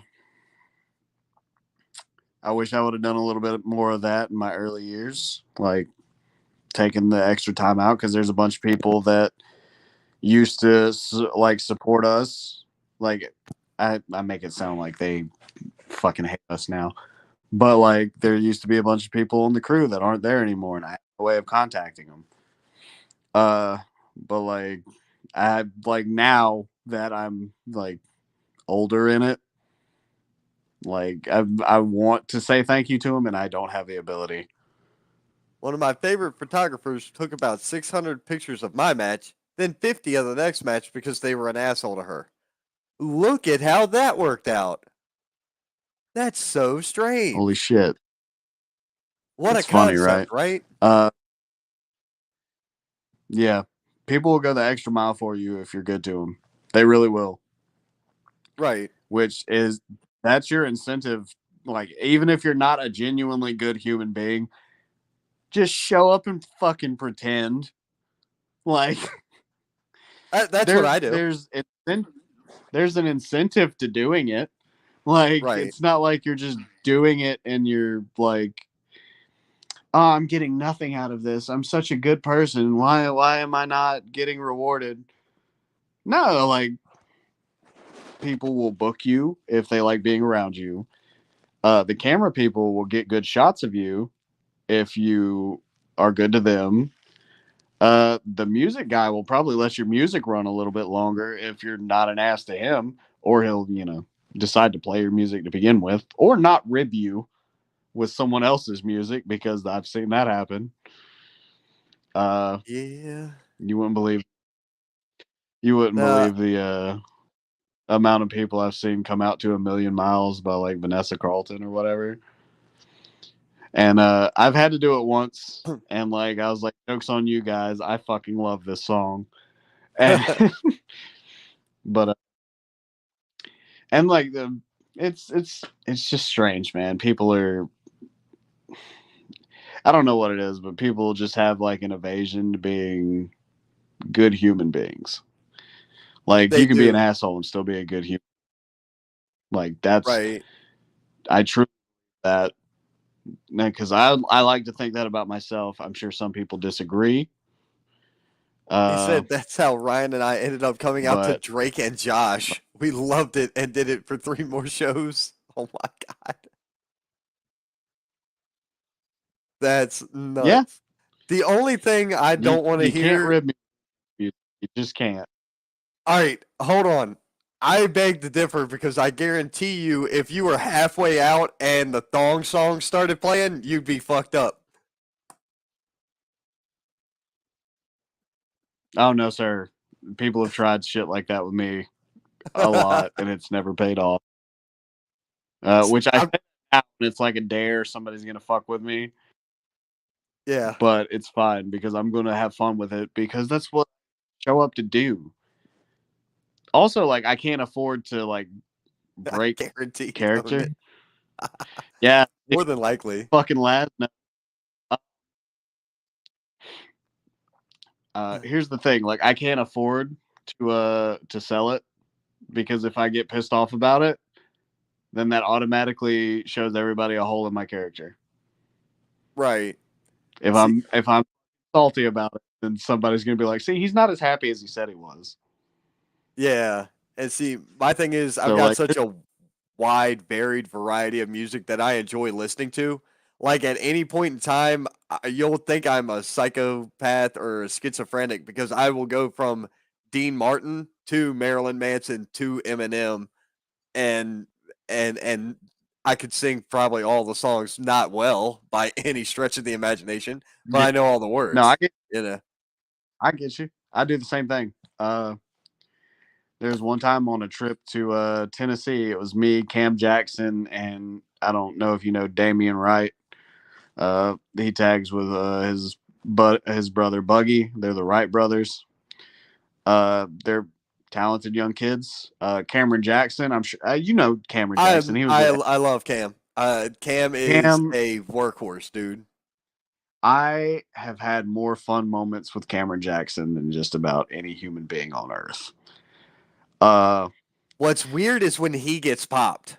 When he gets popped by something that happens in the ring and he's in the back, you know, because, Yeah. all right, we were at Pro Wrestling Union and Cam Jackson wanted to watch Brino Royce and, God damn it, he's going to kill me.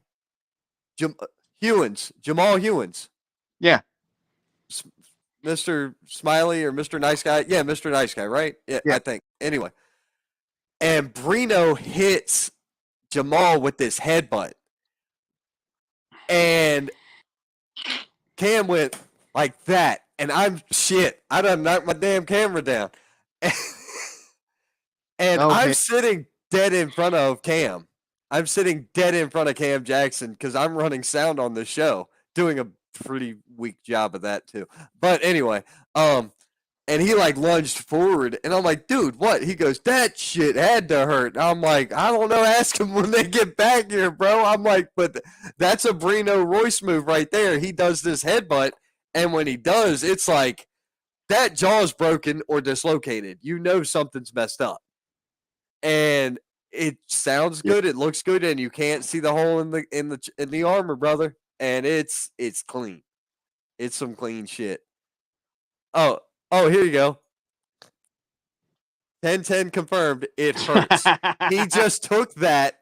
He just took that headbutt Friday night, as a matter of fact, in Packlet. Oh.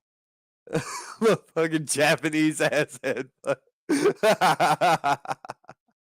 Laz, man. I haven't ever seen Brino work. Yeah, I'm looking forward to my first time getting to watch him. But you can see the video on Pro Wrestling Union's YouTube channel from their explosion video. I don't know which one it's on, whether it's on the last one or the next one, but he debuted at Pro Wrestling Union at their last show where Colby Carino was there and damn John Schuyler was there. And when he came to the back, I kind of let him go. I stood up to acknowledge that they were walking past me.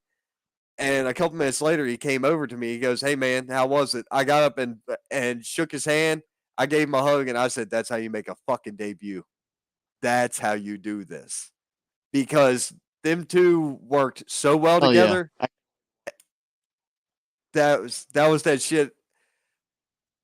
I'm gonna acknowledge when I see good shit.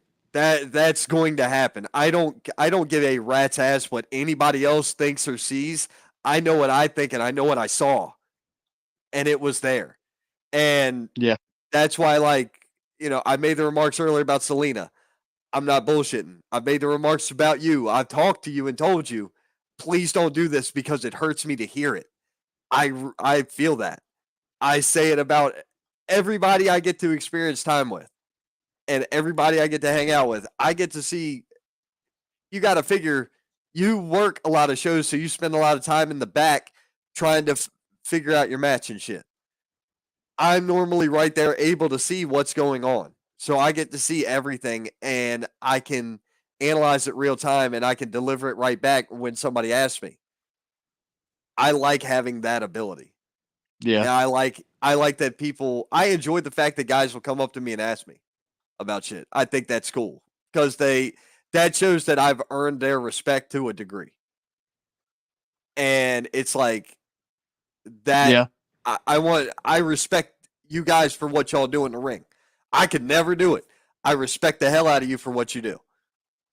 I take one of those, I take a clothesline from you, I will be in the bed for 10 days. No bullshit. I'm not going to be able to turn my head. I just got, all right, 2 weeks ago, I got injections in my neck and in between my spine and my left shoulder blade. I got multiple injections, epidural, some kind of numbing medicine, steroids, and something else. I got multiple shots into my back and in my neck like a couple weeks ago. The steroids made me pissy and hungry. Not a fan, but it is what it is. I'm not going to lie. They Yeah. make me like I am not happy. I am unhappy in my own skin when I have steroids on me. I don't like it. But it is what it is. Now, we trained every day for over a year in a building with no power, anywhere from 2 to 6 hours a day. Dude's a workhorse, and we don't even hardly call shit anymore. The match that they had, I don't know if that was what was originally planned or not, but that's what turned out to be the match. And I was like, this is going to be good because it was him and Brino. I looked at the promoter. I said, that match is going to be good. He goes, how do you know? I'm like, those two trained together. This is going to be magic. Trust me. They're so polar opposites of styles. Absolutely. And they train together. It's going to work. Just take my word for it. This is the match. Leave it be. I don't mess with it. It's good. And that match was so badass. And it ended up being different than what they called. I was outside smoking when you guys were calling the match. So yeah, I know. I noticed that, but I don't know who else did. But it's cool. The match was still good. There's a couple tweaks on there, but it is what it is. I don't do that unless they are here and I have that conversation with them. I don't do that. I try not to break down other people. I don't bury wrestlers for their work in the ring. I bury people for being douchebags in my backyard. That's that. Solid. I got 13 yeah. acres and a lot of rare trees. And a neighborhood full of dogs that nobody will miss. Halfway down, there's the dog. Problem solved.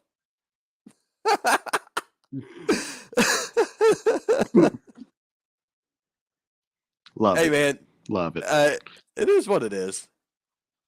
But in reality, brother, I greatly appreciate your time on the show, man. It's been an awesome 3 hours, 3.5 actually.